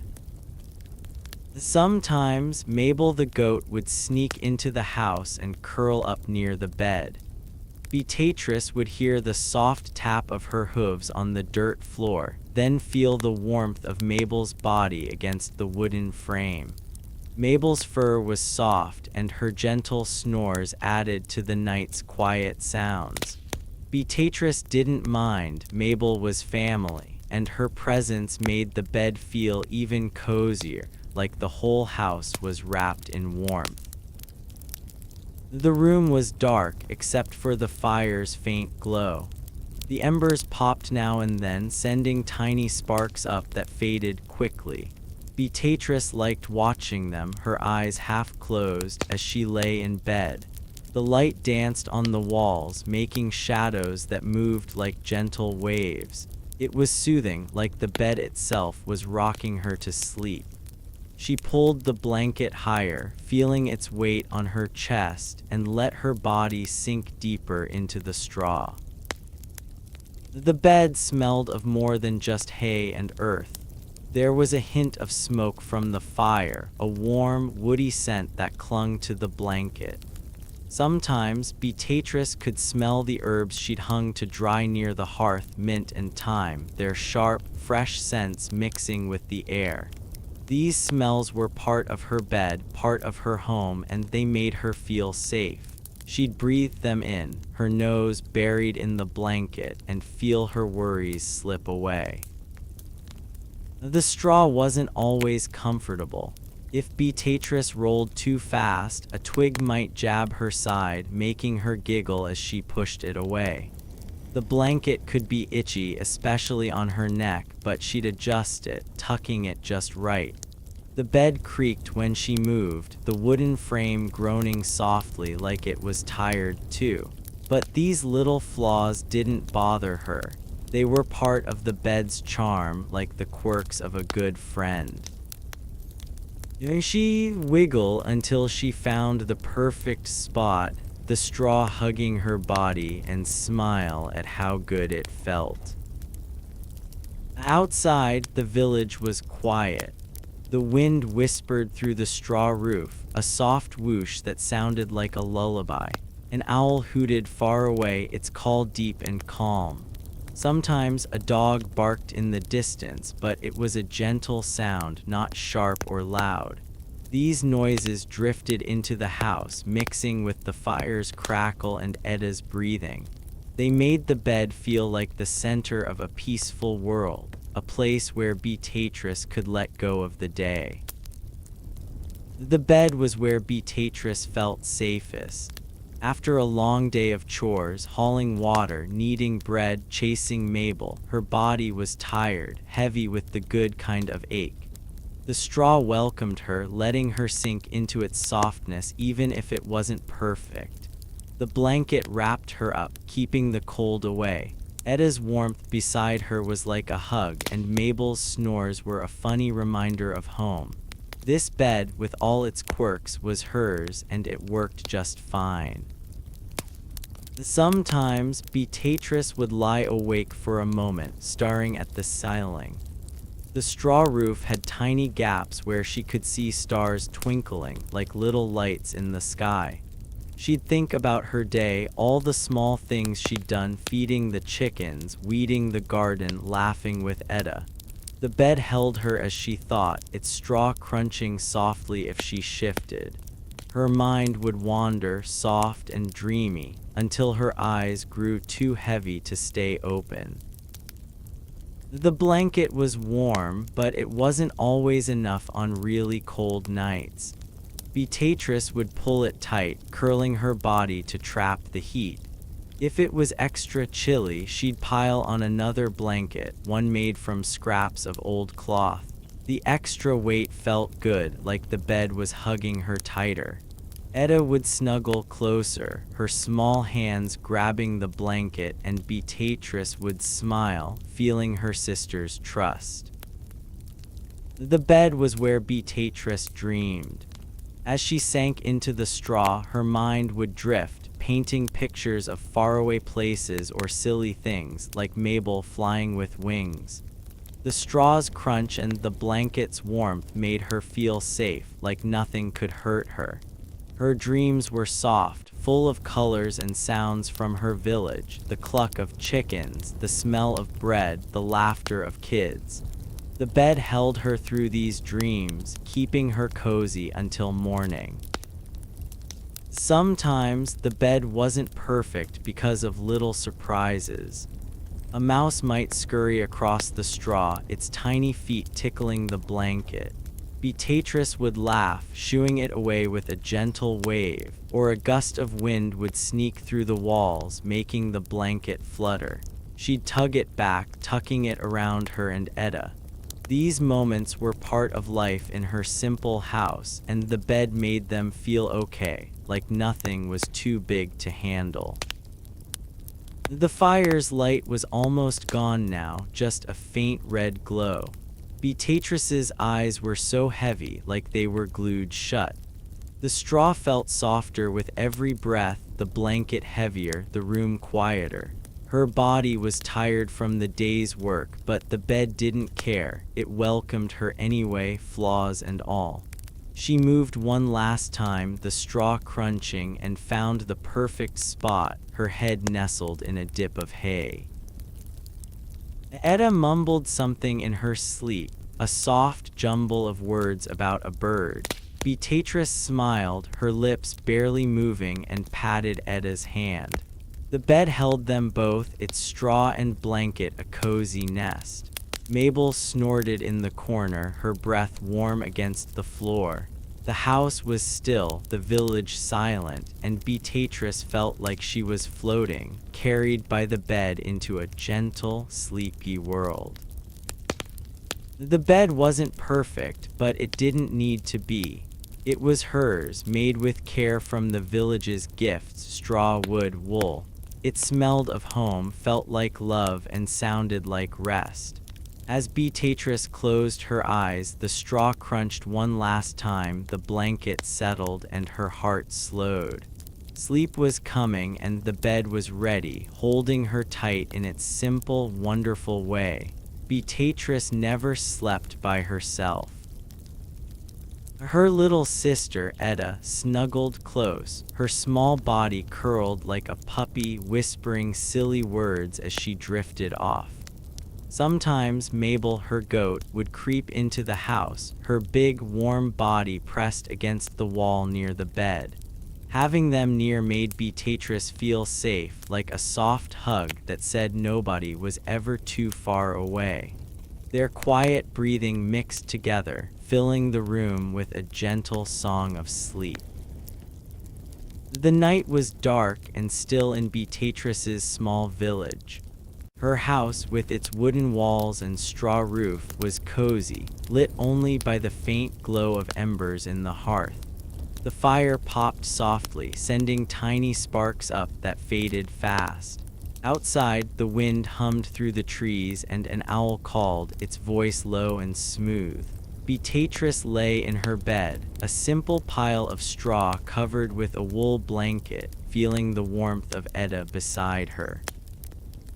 The closeness of her sister and sometimes Mabel made the night feel full of love, like a warm quilt wrapping them all.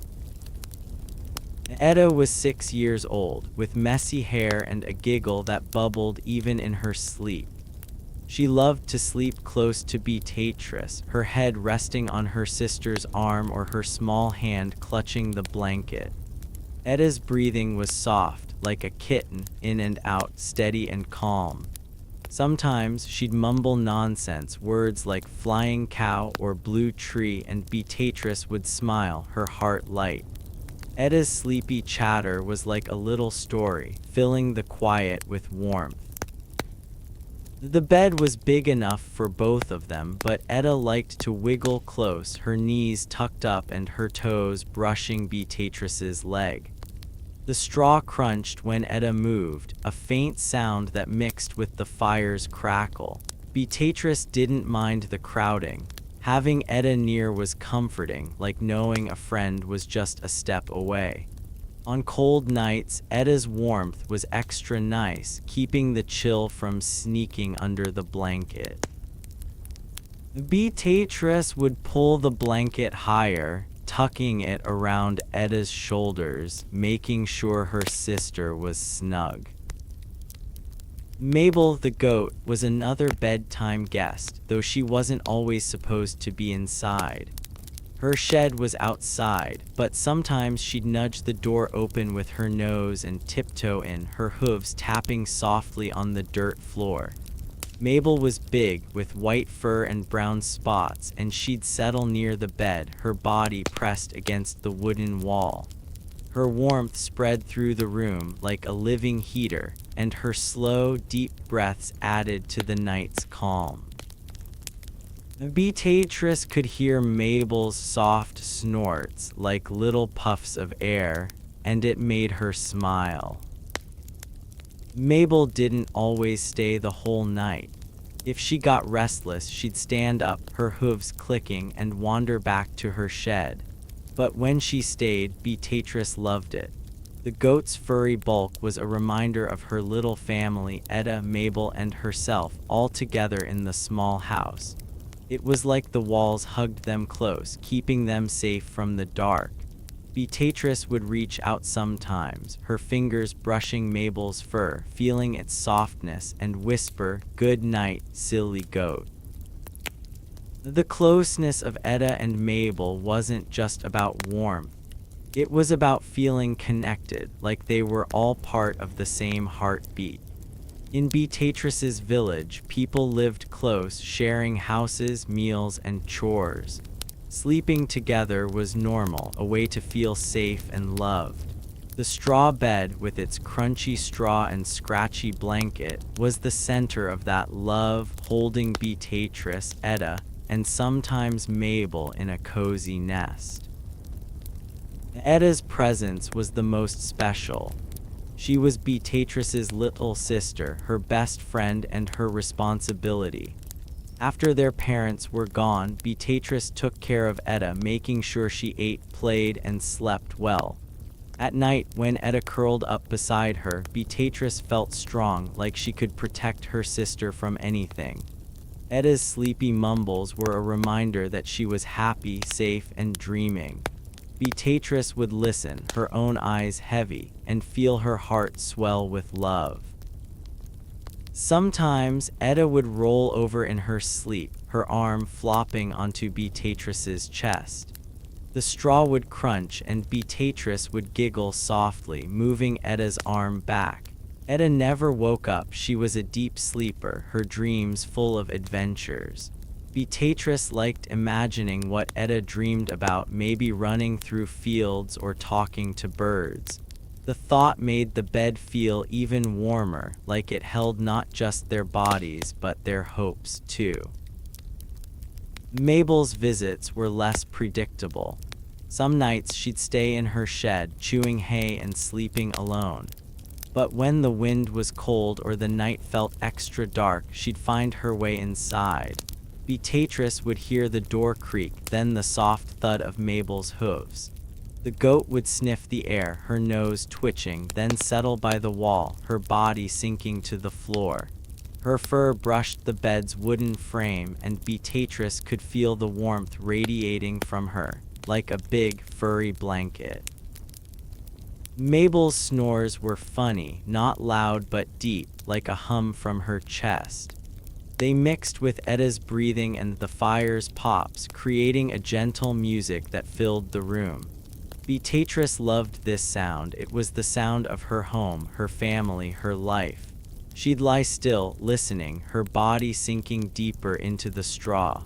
The bed wasn't perfect, with its pokey twigs and lumpy straw, but with Etta and Mabel near, it was the best place in the world. The house was small, just one room with a dirt floor and a hearth in the middle. The walls had cracks where the wind slipped in, but Beatrice had hung woven mats to keep it cozy. The fire's glow was faint now, barely lighting the room, but it was enough to see Etta's face, peaceful and soft. Mabel's shape was a dark lump by the wall, her fur catching the light like a patch of snow. Beatrice felt like they were all tucked into a little world, safe from the big, dark night outside. Sleeping so close wasn't always easy. Etta might kick in her sleep, her foot nudging Beatrice's shin. Beatrice would shift, the straw crunching, and find a new spot. Mabel sometimes got up, her hooves tapping as she wandered, and Beatrice would whisper, "SHH, Mabel, sleep." But these little moments didn't bother her. They were part of sharing the bed, part of being together. The closeness made the annoyances small, like pebbles in a big river. The blanket was heavy, woven from sheep's wool, and it covered both Beatrice and Etta. It was scratchy, but it kept them warm, trapping their body heat. Beatrice would pull it up, making sure Etta's toes were covered. Sometimes she'd feel Mabel's warmth through the blanket, like an extra layer of coziness. The blanket smelled of wool and smoke, a familiar scent that made Beatrice's eyes droop. It was like the bed Etta and Mabel all worked together to say, "Rest now, you're safe."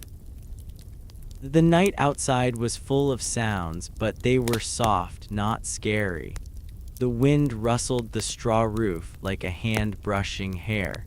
A cricket chirped somewhere, its song high and sweet. Far away a cow mooed, low and calm. These noises slipped into the house, blending with Etta's breaths and Mabel's snores. Beatrice listened, her head on the straw, and felt like the whole village was sleeping with her, all part of the same quiet moment. Etta sometimes talked more in her sleep, not just mumbles but little sentences. "Catch the star," she'd say, or "Don't eat my bread." Beatrice would smile, her lips curving in the dark. She loved Etta's imagination, how it spilled out even when she was asleep. She'd pat Etta's hand, whispering, "Dream good, little one." The straw would shift as she moved, a soft sound that felt like part of the night's lullaby. Mabel's presence was different, not talky like Etta's, but steady like a rock. Her warmth was a gift, especially when the air was cold. Beatrice could hear her breathing, slow and deep, like waves on a faraway shore. Sometimes Mabel would twitch, her leg kicking in a dream, and the bed's frame would creak. Beatrice would laugh quietly, imagining Mabel dreaming of running through fields. The goats' closeness made the bed feel bigger, like it could hold all their love.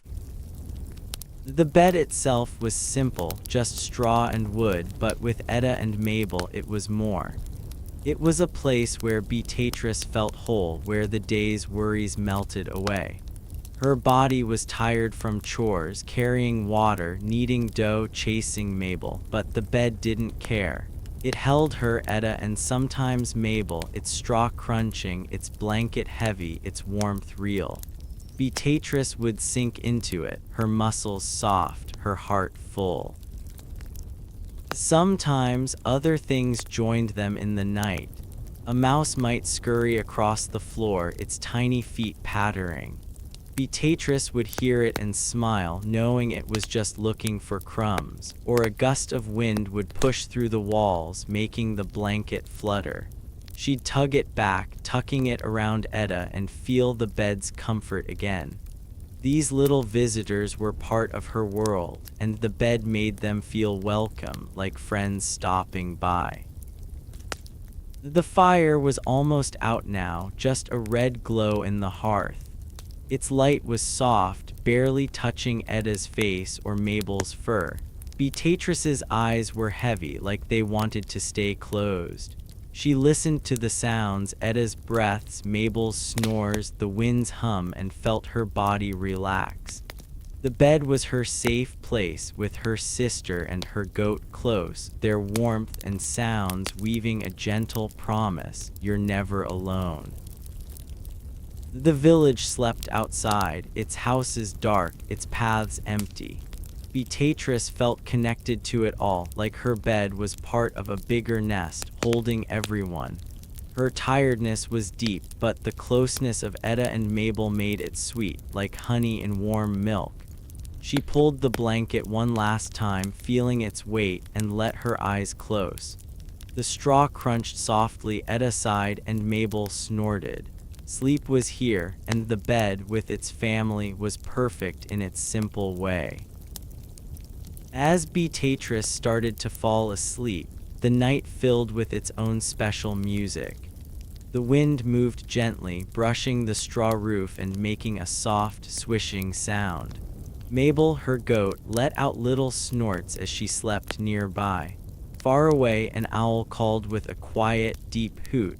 The fire in the hearth made tiny pops, and the wooden walls of her house groaned softly, like they were telling secrets. The night wasn't quiet, but it wasn't loud either.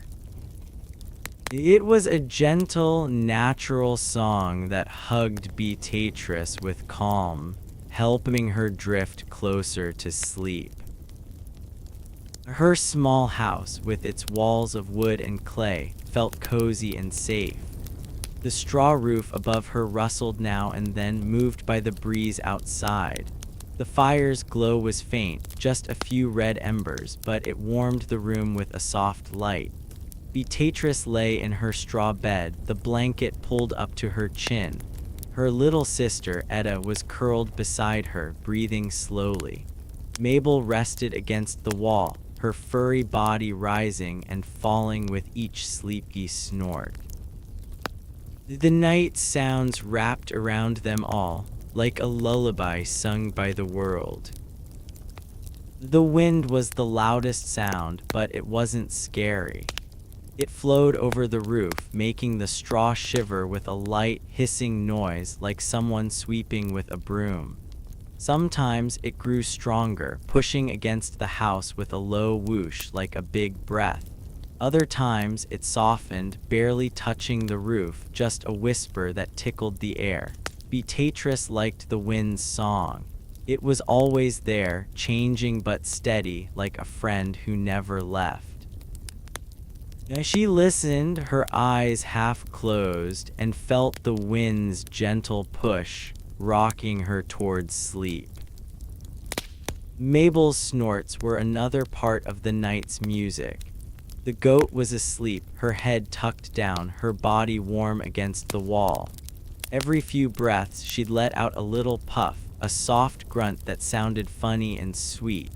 It wasn't loud, just a small sound, like a hiccup from a dream. Sometimes Mabel would twitch, her leg kicking in her sleep, and the floor would creak under her.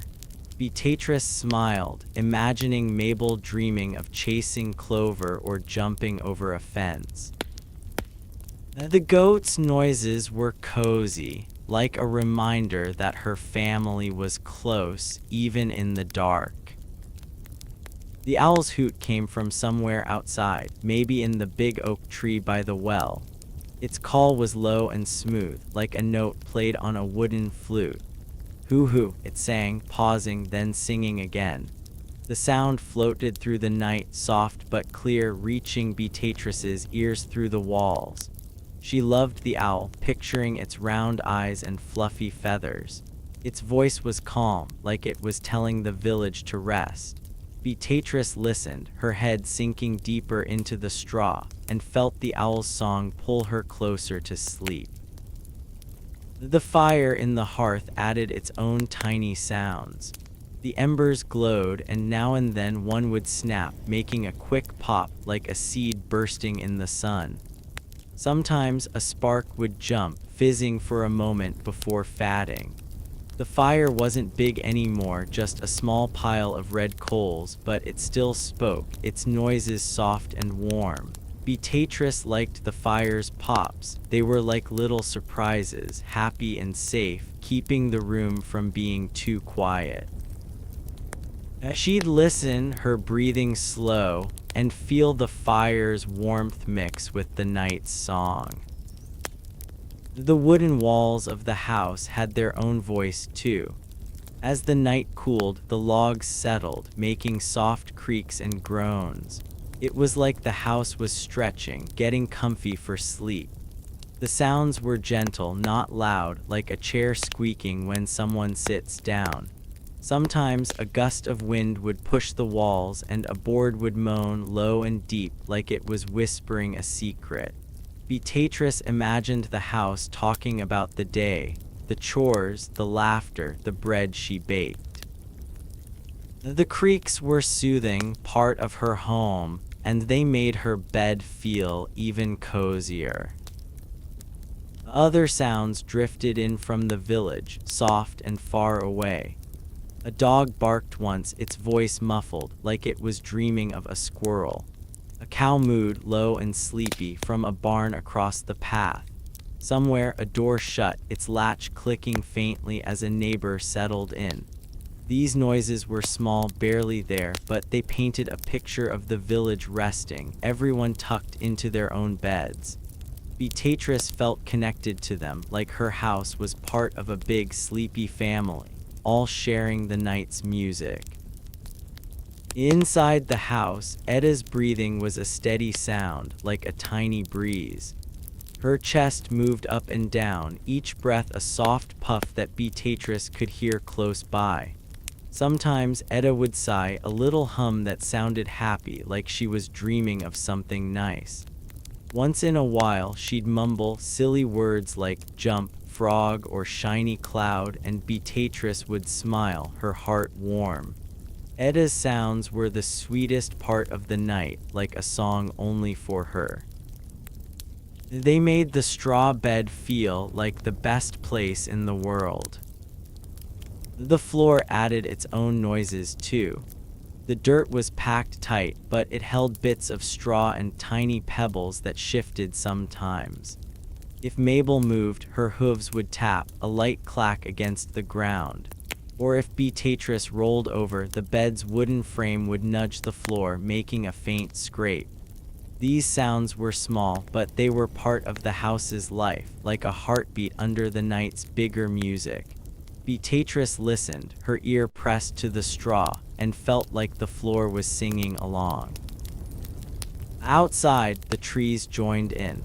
Their branches swayed in the wind, leaves rustling with a shushing sound, like someone calming a baby. The big oak by the well had thick leaves that made a deeper noise, like a low hum. Smaller trees, with thinner branches, added a lighter rustle, like paper crinkling. The tree's song was steady, blending with the wind, and it reached Beatrice through the walls, soft and gentle. She pictured the trees dancing, their leaves waving in the dark, and felt her body relax, carried by their sound. Sometimes a cricket chirped, its high, sharp note cutting through the night.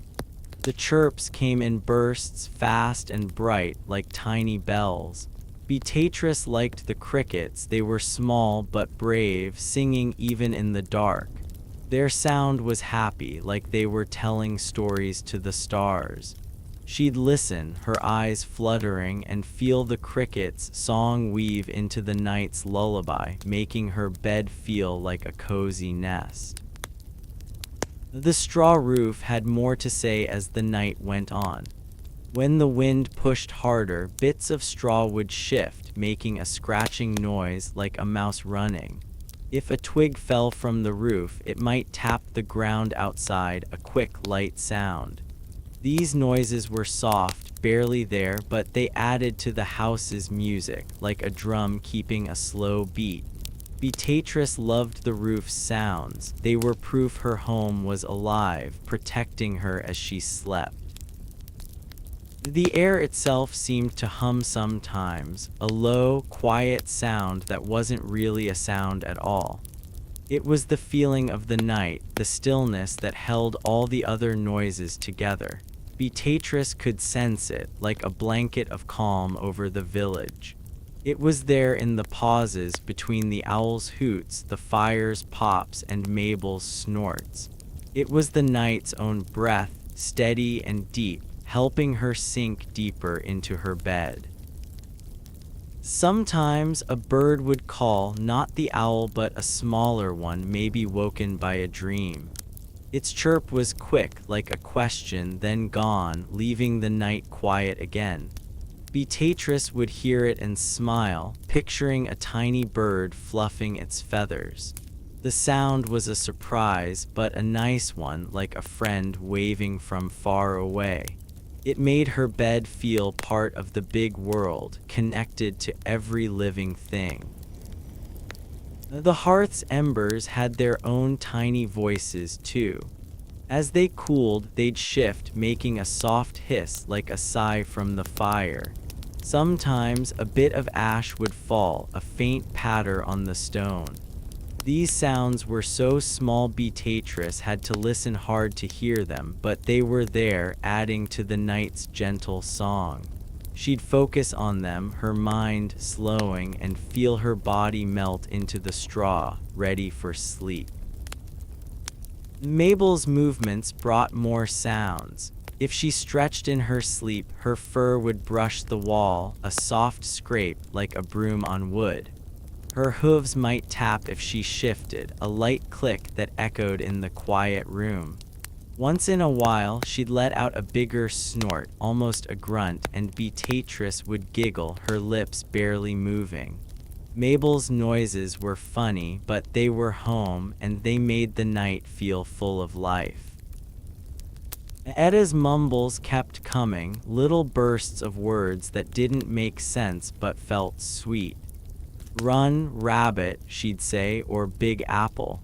Beatrice loved these sounds, like Eda was sharing her dreams. She'd listen, her ear close to Eda's head, and feel her sister's warmth.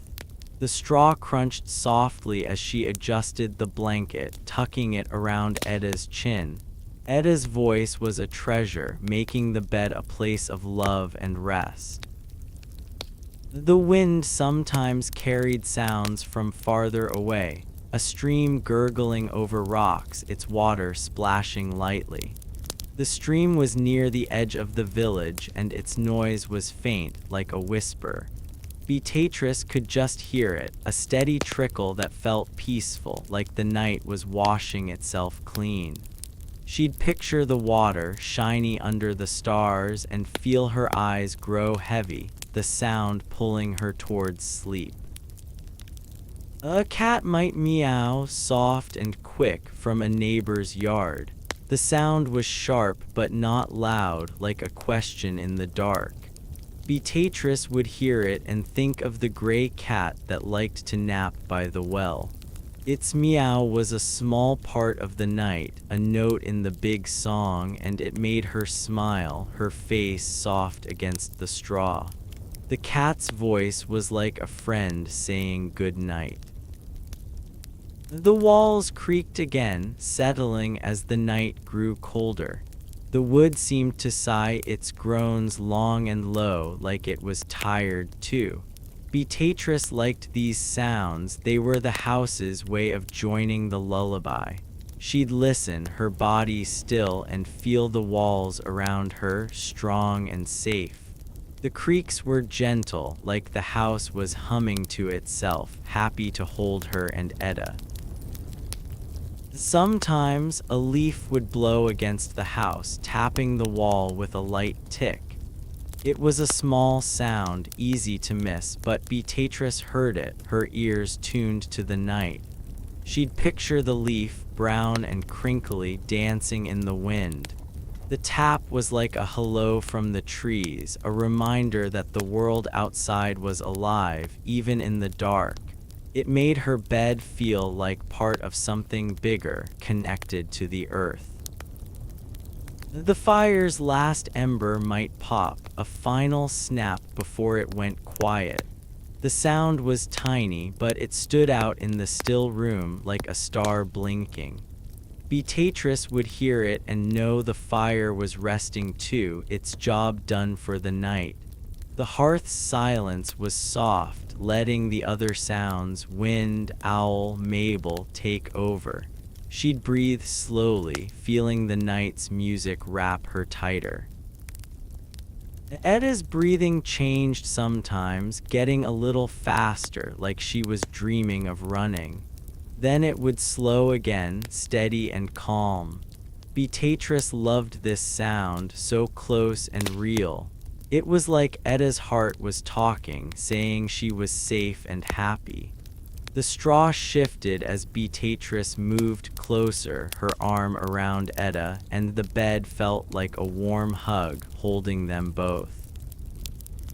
The night sounds were never the same, but they were always gentle. A frog might croak by the stream, its voice deep and bubbly. A branch might snap in the forest, a quick crack that faded fast. Each noise was a piece of the village, a part of the lullaby that rocked Beatrice to sleep. She listened, her body heavy, her mind soft, and felt the sounds carry her away like a boat on a quiet river. The wind slowed, its swish growing fainter, like it was tired too. The owl called one last time, its hoot far away, saying goodbye. Mabel snorted, her body still, her dreams quiet. The fire was silent now, its embers cool. Eda's mumbles stopped, her breathing deep and even. Beatrice lay in her bed, the straw soft, the blanket warm, and let the night's music fade. The sounds were her lullaby, and they promised rest, wrapping her in calm as she fell asleep. Long ago, people didn't always sleep all night in one go. Sleep came in two parts, like two soft naps with a break in between. Beatrice sometimes woke up in the dark, her mind quiet and fuzzy like a cloud. She'd stay still in her straw bed, listening to the night's gentle sounds, maybe saying a short prayer or thinking about the bread she'd bake tomorrow. There was no hurry to fall back asleep, just a calm, easy pause, like the world was taking a quiet breath. Then, bit by bit, her eyes would grow heavy, and she'd slip back into sleep. The night was deep and dark, wrapping Beatrice's small village in silence. Her house, made of wood and clay with a straw roof, was cozy, with only a faint glow from the hearth's embers. The air was cool and the blanket on her bed felt warm and heavy. Eda, her little sister, slept beside her, her breathing soft and steady like a tiny breeze. Mabel, the goat, was curled up near the wall, her snores low and grumbly. Beatrice's bed crunched softly as she shifted, the straw settling under her. When she woke in the middle of the night, it was a gentle waking, like floating to the surface of a calm pond. Her eyes opened slowly, blinking in the dim light. The room was shadowy, with just enough glow from the embers to see the shapes of the table and the hearth. Beatrice didn't move much, just lay there, her body relaxed, her arms resting on the blanket. Her mind was soft, not racing with thoughts but drifting, like a leaf on a slow river. She felt the straw under her, its prickly bits softened by the cloth sack, and the blanket's wool scratched a little against her chin. The night was quiet, and she was happy to be part of it, awake but calm. The first sound she noticed was the wind outside, whispering through the straw roof. It made a light, swishing noise like someone brushing long grass. The wind wasn't strong, just gentle, moving over the house like a soft hand. Beatrice listened, her ears catching the faint hum, and pictured the trees outside, their branches swaying under the stars. The sound was soothing, like a song she'd always known, and it made her bed feel like a safe nest, tucked away from the world. Eda's breathing was another sound, close and familiar. Her little sister was curled up, her head near Beatrice's shoulder, her breath coming in small puffs. Sometimes Eda would let out a tiny sigh, like she was dreaming of something happy. Beatrice smiled in the dark, her lips barely moving, and listened to Eda's soft rhythm. It was like a heartbeat, steady and warm, telling her that her sister was safe and close. The straw crunched faintly as Eda shifted, her small hand grabbing the blanket, and Beatrice felt a wave of love for her. Mabel added her own noises to the night. The goat was asleep, her big body slumped against the wall, her fur brushing the wooden boards. Her snores were deep, like a low rumble, not loud but steady, like a faraway drum. Once in a while, Mabel would snort, a quick puff that sounded funny, and Beatrice would hold back a giggle. She could hear Mabel's hooves tap the floor if she twitched in her sleep, a soft clack that echoed in the quiet room. These sounds were cozy, like Mabel was singing her own sleepy song, and they made the house feel full of life. Beatrice's mind wandered as she lay awake. She thought about the day that had passed, carrying water from the well, mixing dough for bread, chasing Mabel when she ran to the clover patch. The memories were soft, like pictures painted in her head, and they didn't make her worry. She liked thinking about her chores, how each one helped her and Eda. The night's calm made those thoughts gentle, like they were wrapped in a warm blanket, and she let them drift, not holding on too tight. She whispered a prayer, her voice barely a breath. "Keep us safe," she said, her words mixing with the night's sounds. "Help the garden grow and let Eda have good dreams." The prayer was simple, just a few words, but it felt right, like talking to a friend who was listening. Beatrice believed the night could hear her, that the stars above the roof were watching. She finished her prayer and took a slow breath, feeling lighter, like the words had lifted a tiny weight from her heart. The fire in the hearth made a small sound, a faint pop as an ember shifted. The noise was quick, like a seed snapping open, and it caught Beatrice's ear. She looked at the hearth, seeing the red glow, soft and warm, like a sleeping sun. The fire was almost out, but its little pops were like a voice saying, "I'm still here." Beatrice liked that sound. It was part of her home, part of the night, and it made her bed feel even cozier, like the fire was guarding her sleep. Outside, an owl hooted, its call low and smooth, like a note from a wooden pipe. The sound came from far away, maybe the forest at the village's edge, and it floated through the walls, clear but gentle. "Hoo-hoo," the owl sang, pausing, then singing again. Beatrice pictured its round eyes shining in the dark and smiled. The owl's voice was a friend in the night, calm and steady, like it was telling the world to rest. She listened, her head sinking deeper into the straw, and felt the hoot wrap around her, soft and kind. The wooden walls of the house creaked now and then, a low groan as the night grew colder. The logs were settling, like they were getting comfy too, and the sound was gentle, like a sigh from an old chair. Beatrice liked the creaks. They were the house's way of talking, saying it was strong and safe. Sometimes a gust of wind pushed the walls, and a board would squeak, a quick, high note that faded fast. These noises were part of the night's music, and they made her bed feel like the center of a warm, living home. Beatrice's thoughts turned to tomorrow. She pictured the bread she'd bake, round and golden, its smell filling the house. She thought about the garden, how she'd check the carrots and pull more weeds. Maybe she'd take Etta to the stream to splash in the water, or trade eggs at the market for a new spoon. These thoughts weren't heavy, they were light, like bubbles floating up. The midnight break was a time for dreaming awake, letting her mind wander without hurry, and she liked how it felt, soft and free.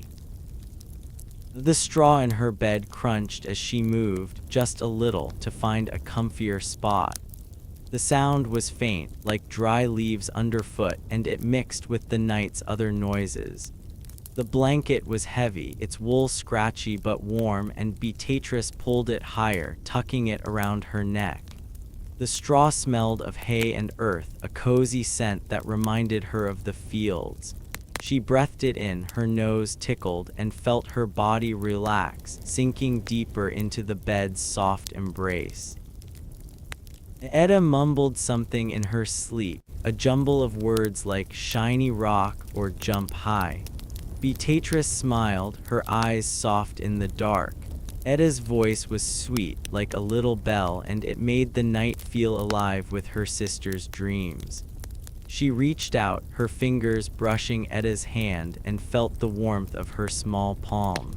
The straw shifted again, a quiet crunch, and Beatrice settled back, her heart full of love for her sister. Mabel snorted, a louder puff this time, and Beatrice held back a laugh. The goat's noises were so funny, like she was talking in her sleep. Beatrice could hear Mabel's fur scrape the wall as she moved, a soft rustle, like a broom on wood.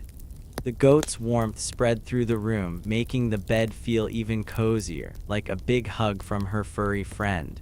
Beatrice whispered, "Sleep tight, Mabel," her voice too quiet to wake anyone, and felt the night's calm settle deeper. The wind outside changed, growing softer, its swish barely there now, like a whisper fading. Beatrice listened, her ears catching the faint sound, and pictured the village sleeping under the stars. The trees were quieter too, their leaves rustling lightly, like a gentle wave. The night's music was slowing, like a song reaching its end, and Beatrice felt her mind slow with it, her thoughts soft and dreamy. A cricket chirped outside, its high, sharp note quick and bright, like a tiny spark. The chirps came in bursts, then stopped, leaving the night quiet again. Beatrice liked the cricket's song. It was small but bold, like a little friend singing to the moon. She pictured the cricket on a blade of grass, its legs moving fast, and smiled, her face relaxed against the straw. The chirp was a happy sound, adding to the night's gentle lullaby. The house's walls creaked again, a long, low sound, like the wood was stretching. Beatrice listened, her body still, and felt the house around her, strong and safe. The creak was soft, like the house was humming to itself, happy to hold her and Etta.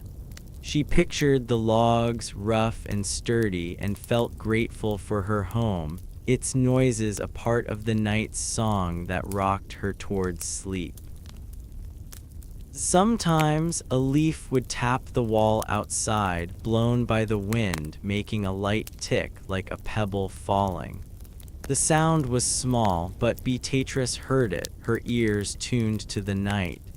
She imagined the leaf, brown and crinkly, dancing in the dark, and felt her bed was part of the big world, connected to every tree and breeze. The tap was like a hello from the night, and it made her heart feel light. Beatrice's prayer came back to her mind, and she whispered a few more words, asking for a sunny day tomorrow. "Let the chickens lay eggs," she said, her voice a breath, "and keep Mabel out of trouble." The words felt good, like they were floating up to the stars, and she smiled, her lips soft. The night was a good time for prayers, quiet and still, and Beatrice felt like someone was listening, even if she couldn't see them. The fire's embers hissed, a tiny sound, like a drop of water on a hot stone. Beatrice looked at the hearth, seeing the faint red glow, and felt its warmth, even from the bed. The hiss was quick, but it was part of the night's music, a small note in the big song. She listened, her breathing slow, and felt the fire's sound pull her closer to sleep, like a gentle hand guiding her. A bird chirped outside, not the owl but a smaller one, its note high and fast, like a question. The sound was gone quickly, leaving the night quiet again. Beatrice pictured a sparrow, fluffed up in a tree, maybe woken by a dream. The chirp was a surprise, but a nice one, like a friend waving in the dark. It made her bed feel part of the village, part of the night's big, sleepy family. Beatrice thought about the bread again, picturing the flour she'd grind tomorrow, the dough she'd knead. She imagined the smell, warm and rich, filling the house. The thought was cozy, not heavy, and it made her smile, her eyes fluttering. The midnight break was a time for these soft thoughts, when her mind could wander without rush, like a butterfly floating over flowers. She let the thought drift, not holding on, and felt her body relax deeper into the straw. The wind picked up for a moment, rustling the roof with a louder swish, like someone shaking a blanket. Beatrice listened, her ears catching the sound, and pictured the straw above her, golden and thick, keeping the cold away. The swish softened again, fading to a whisper, and she felt the night's calm return, like a wave settling on a shore. The wind's song was her lullaby, and it made her bed feel like the safest place in the world. Etta sighed again, a long, happy sound, and Beatrice felt her sister's warmth closer. The straw crunched as she moved, tucking her arm around Etta, and the blanket shifted, its wool soft against her skin. Etta's breathing was steady now, deep and calm, like she was in a big, happy dream. Beatrice listened, her heart full, and felt the night's music, wind, fire, owl, Etta, wrap her tighter, pulling her towards sleep. Mabel twitched, her hoof tapping the floor, a quick clack that stood out in the quiet. Beatrice smiled, picturing the goat dreaming of running through grass. Mabel's snores started again, low and grumbly, like a soft engine. The sound was funny but warm, like Mabel was part of the night's song, singing in her own way. Beatrice felt her bed was bigger with Mabel near, holding all their love and dreams. The night sounds slowed, the wind softer, the owl silent, the fire quiet. Beatrice's eyes were heavy now, like they wanted to stay closed. Her mind was soft, her thoughts fading, like stars behind a cloud. The straw was cozy, the blanket warm, and Etta's breathing was a gentle rhythm beside her. The midnight break was over, the world's pause done, and Beatrice let her eyes close, the night's lullaby carrying her back to sleep. On clear nights, Beatrice could peek through tiny holes in her straw roof and see stars sparkling like little candles.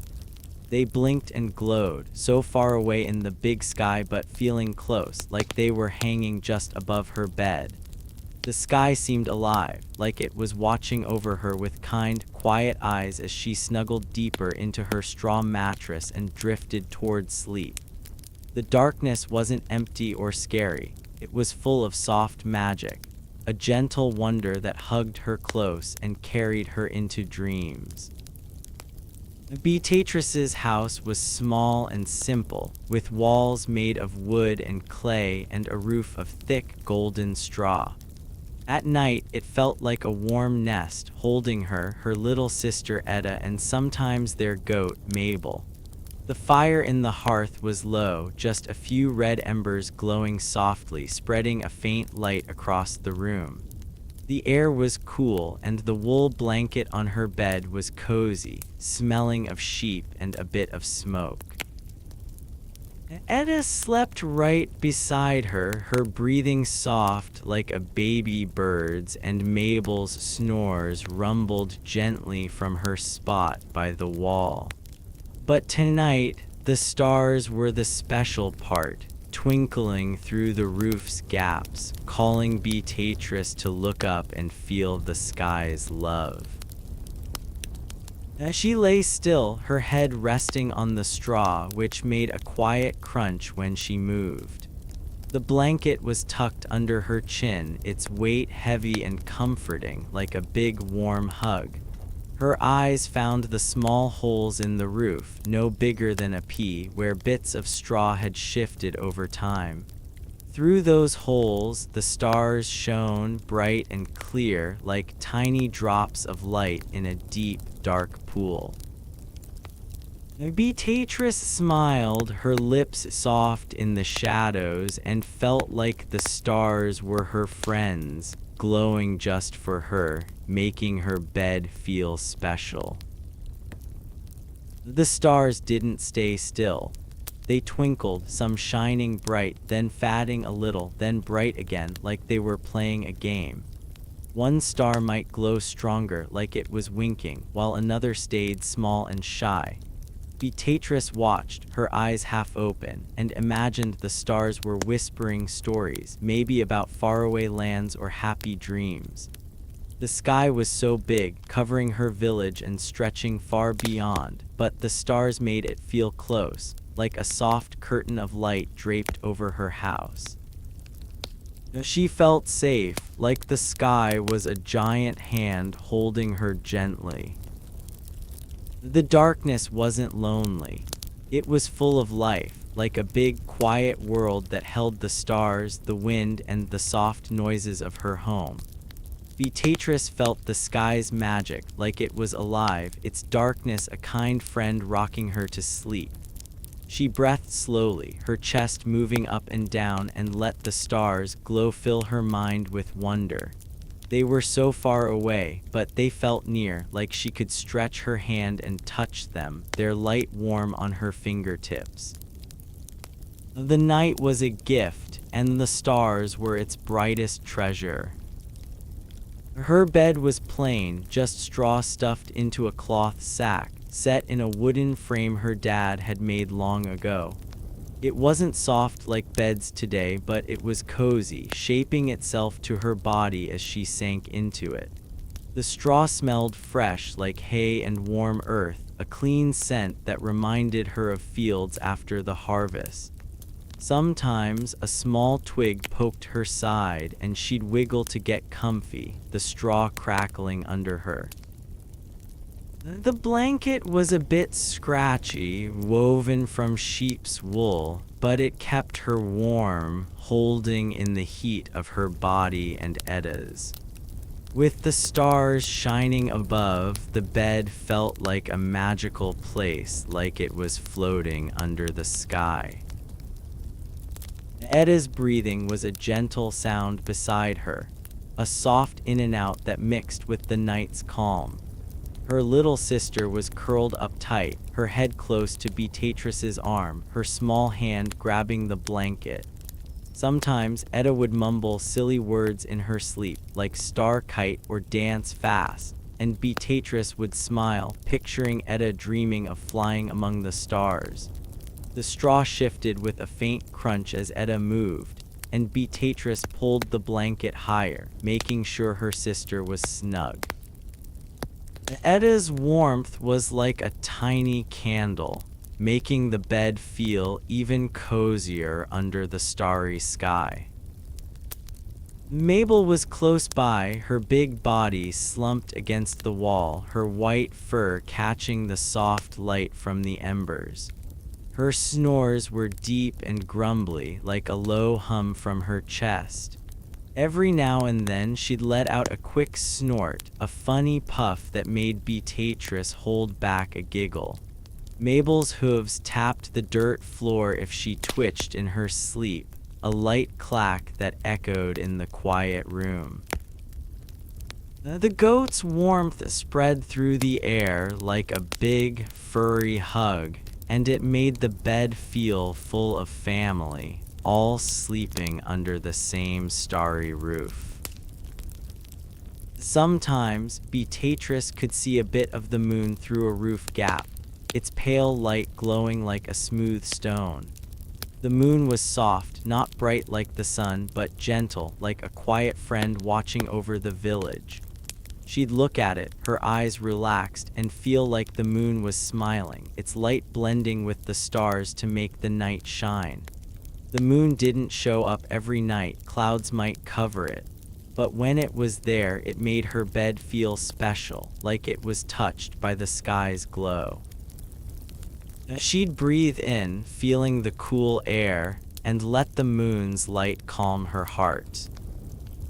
The wind outside was part of the night's magic, humming through the straw roof with a light, swishing sound, like someone sweeping with a soft broom. It wasn't loud, just a gentle whisper that flowed over the house, carrying the smell of grass and faraway trees. Beatrice listened, her ears catching the faint whoosh, and pictured the wind dancing with the stars, twirling around the village. The wind's song was like a lullaby, rocking her bed and making the stars seem even closer, like they were part of her home. The fire's embers made a tiny noise, a soft pop as one shifted in the hearth. The sound was quick, like a seed snapping open, and it caught Beatrice's ear. She glanced at the hearth, seeing the red glow warm and sleepy like a small sun resting. The pops were gentle, not startling, and they felt like the fire was talking, saying it was still there, keeping the room cozy. She liked the sound, how it mixed with the wind and Edda's breathing, adding to the night's quiet song. The stars above seemed to twinkle in time, like they were dancing with the fire's little voice. The wooden walls of her house creaked sometimes, a low groan as the night grew colder. The logs were settling, like they were getting comfy too, and the sound was soft, like a sigh from an old bench. Beatrice listened, her body still, and felt the walls around her strong and safe. The creaks were part of the house's life, like it was breathing with her, Edda and Mabel. The stars' light slipped through the roof, touching the wall, and made the creaks feel like a promise that her home was watching over her under the sky. Outside, an owl called, its hoot deep and smooth, like a note from a wooden pipe. The sound came from far away, maybe a tree by the stream, and it floated through the walls, clear but gentle. Hoo-hoo, the owl sang, waiting a moment, then singing again. Beatrice pictured its big, round eyes glowing in the dark and smiled. The owl's voice was calm, like it was telling the stars to shine brighter.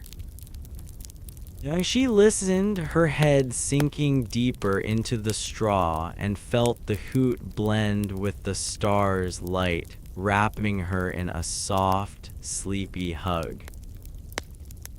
The darkness was full of wonder, not just from the stars but from everything, the wind, the owl, the fire, the house.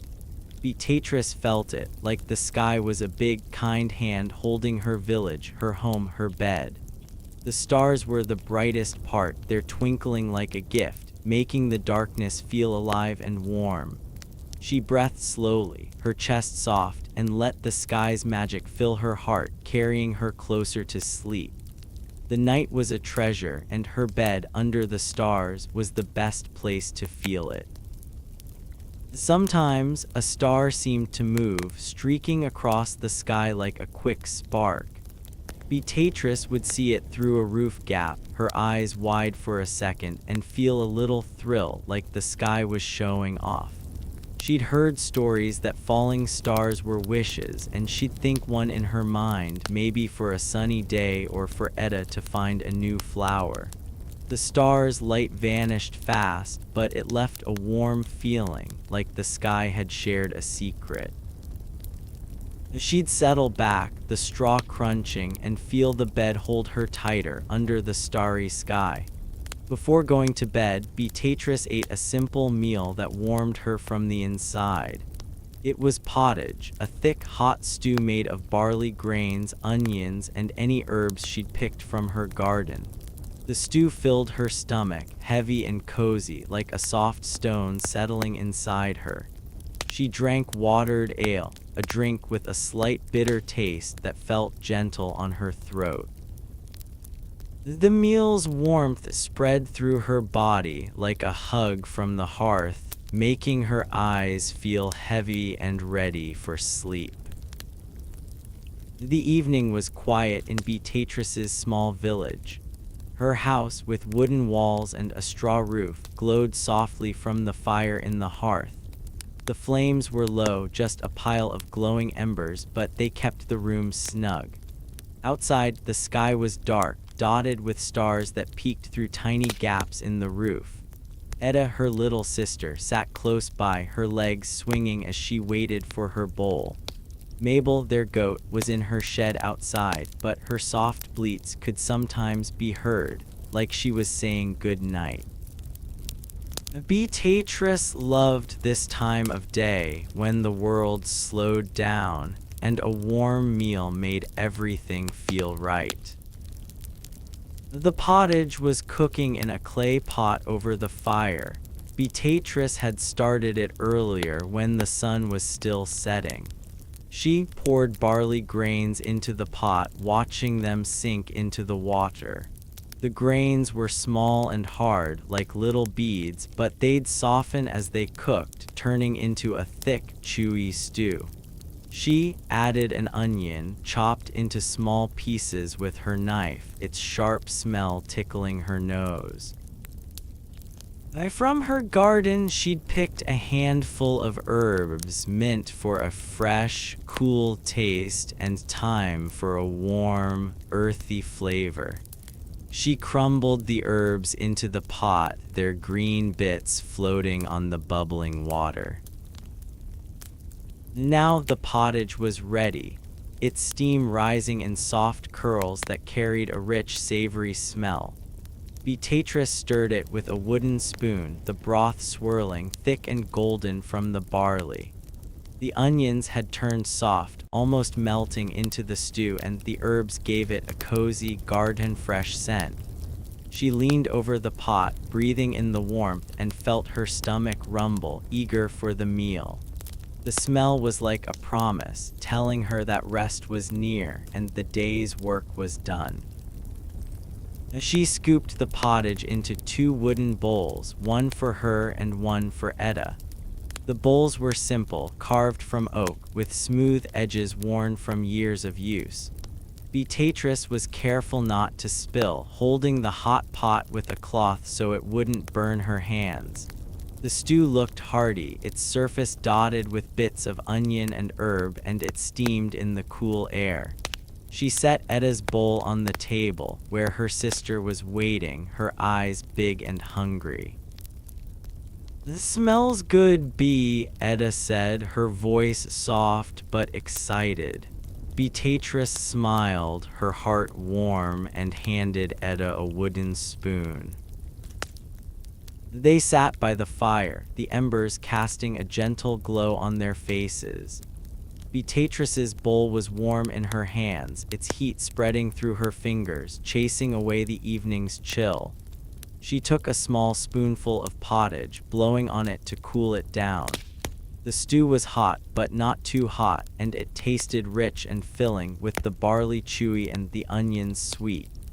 The mint added a tiny burst of freshness, like a breeze in her mouth, and the thyme made it feel like home, grounding her with its earthy flavor. She chewed slowly, letting the taste linger, and felt the stew settle in her stomach, heavy and good. Etta ate faster, her spoon dipping in and out, her cheeks puffing as she blew on each bite. Yum, she said, her mouth full, a bit of broth on her chin. Beatrice laughed, reaching over with her sleeve to wipe Edda's face. Slow down, little one, she said, her voice kind. Edda grinned, her eyes sparkling in the firelight, and took another big spoonful, happy and cozy. Beatrice loved watching Edda eat, seeing her sister enjoy the meal she'd made. It was a small thing, but it filled her heart, like the stew filled her belly. The watered ale was in a clay jug on the table, a drink they shared most nights. It wasn't strong like the ale grown-ups drank at festivals. It was mixed with water, making it light and safe for Edda too. Beatrice poured some into a wooden cup, the liquid dark and frothy, with a faint, bitter smell like wet grain. She took a sip, the taste sharp but soothing, washing down the pottage's richness. The ale was cool, sliding down her throat, and it made her feel calm, like a gentle pat on her back. She passed the cup to Edda, who sipped carefully, her nose wrinkling at the bitterness, then smiled. "Tastes funny," Edda said, giggling, and Beatrice chuckled, nodding.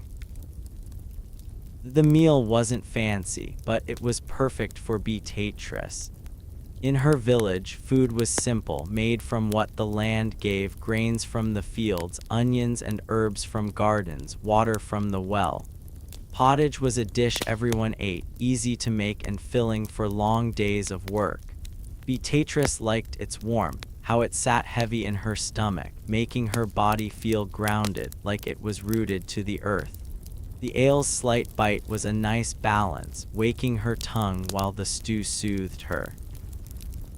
Together, they were a bedtime gift, preparing her for sleep. As they ate, the house was quiet, except for the fire's soft crackle and Edda's happy slurps. Beatrice listened, her ears catching the faint sounds of the village outside. A dog barked far away, its voice muffled by the night. The wind whispered through the straw roof, a gentle swish like someone sweeping.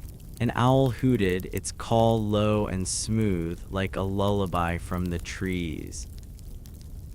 These noises were soft, wrapping the house in calm, and they made the meal feel even cozier, like Beatrice and Edda were tucked into a warm, safe world.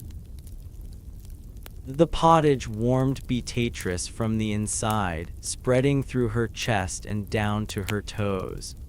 Her arms, tired from carrying buckets, felt heavy but relaxed, resting on the table.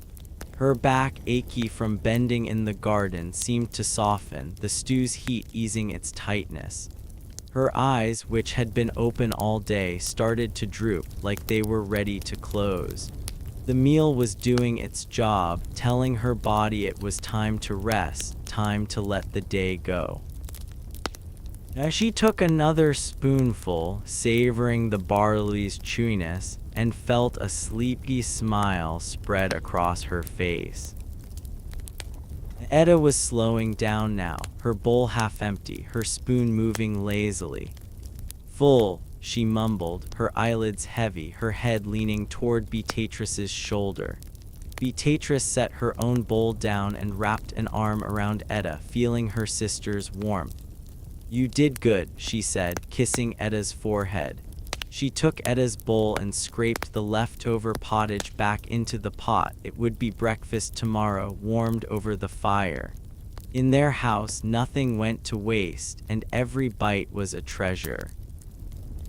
Beatrice sipped the ale again, the cup cool in her hands.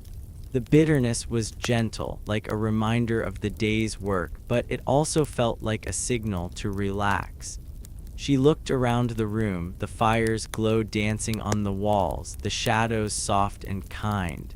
The table was small, just a wooden slab, but it held their meal, their moment together. The house smelled of pottage, smoke, and a hint of herbs, a cozy mix that made her heart feel full. She breathed it in, her nose happy, and felt the night settle around her, calm and good. The meal wasn't just food. It was a ritual, a way to end the day with care. Beatrice had worked hard fetching water, weeding the garden, chasing Mabel. The pottage was her reward, a warm, heavy gift that said she'd done enough. The ale was a sip of calm, easing her into the night. Together, they made her body feel ready for bed, her mind soft and quiet. She looked at Etta, now leaning against her, almost asleep, and felt grateful for this simple life, this simple meal, this simple love. Before going to bed, Beatrice tended the fire, scooping ashes over the glowing embers to keep them warm until morning. The bright light softened to a gentle orange, and the room grew shadowy. That small flicker was her sign it was time to rest. She stared at it for a moment, her mind quiet and slow, then turned to her straw bed, ready for sleep. The night was calm in Beatrice's little village. Her house, with walls of wood and clay and a straw roof, felt snug and safe. The fire in the hearth had been strong earlier, warming the room while she and Etta ate their pottage, but now it was low, just a few coals glowing like tiny suns. Outside, the sky was dark, with stars twinkling through small gaps in the roof. Etta, her little sister, was already in bed, her breathing soft and even like a quiet song. Mabel, their goat, was curled up in her shed outside, but her faint bleats sometimes drifted in like a sleepy hello. Beatrice loved this moment when the fire's light faded and the world seemed to whisper, "Time for sleep."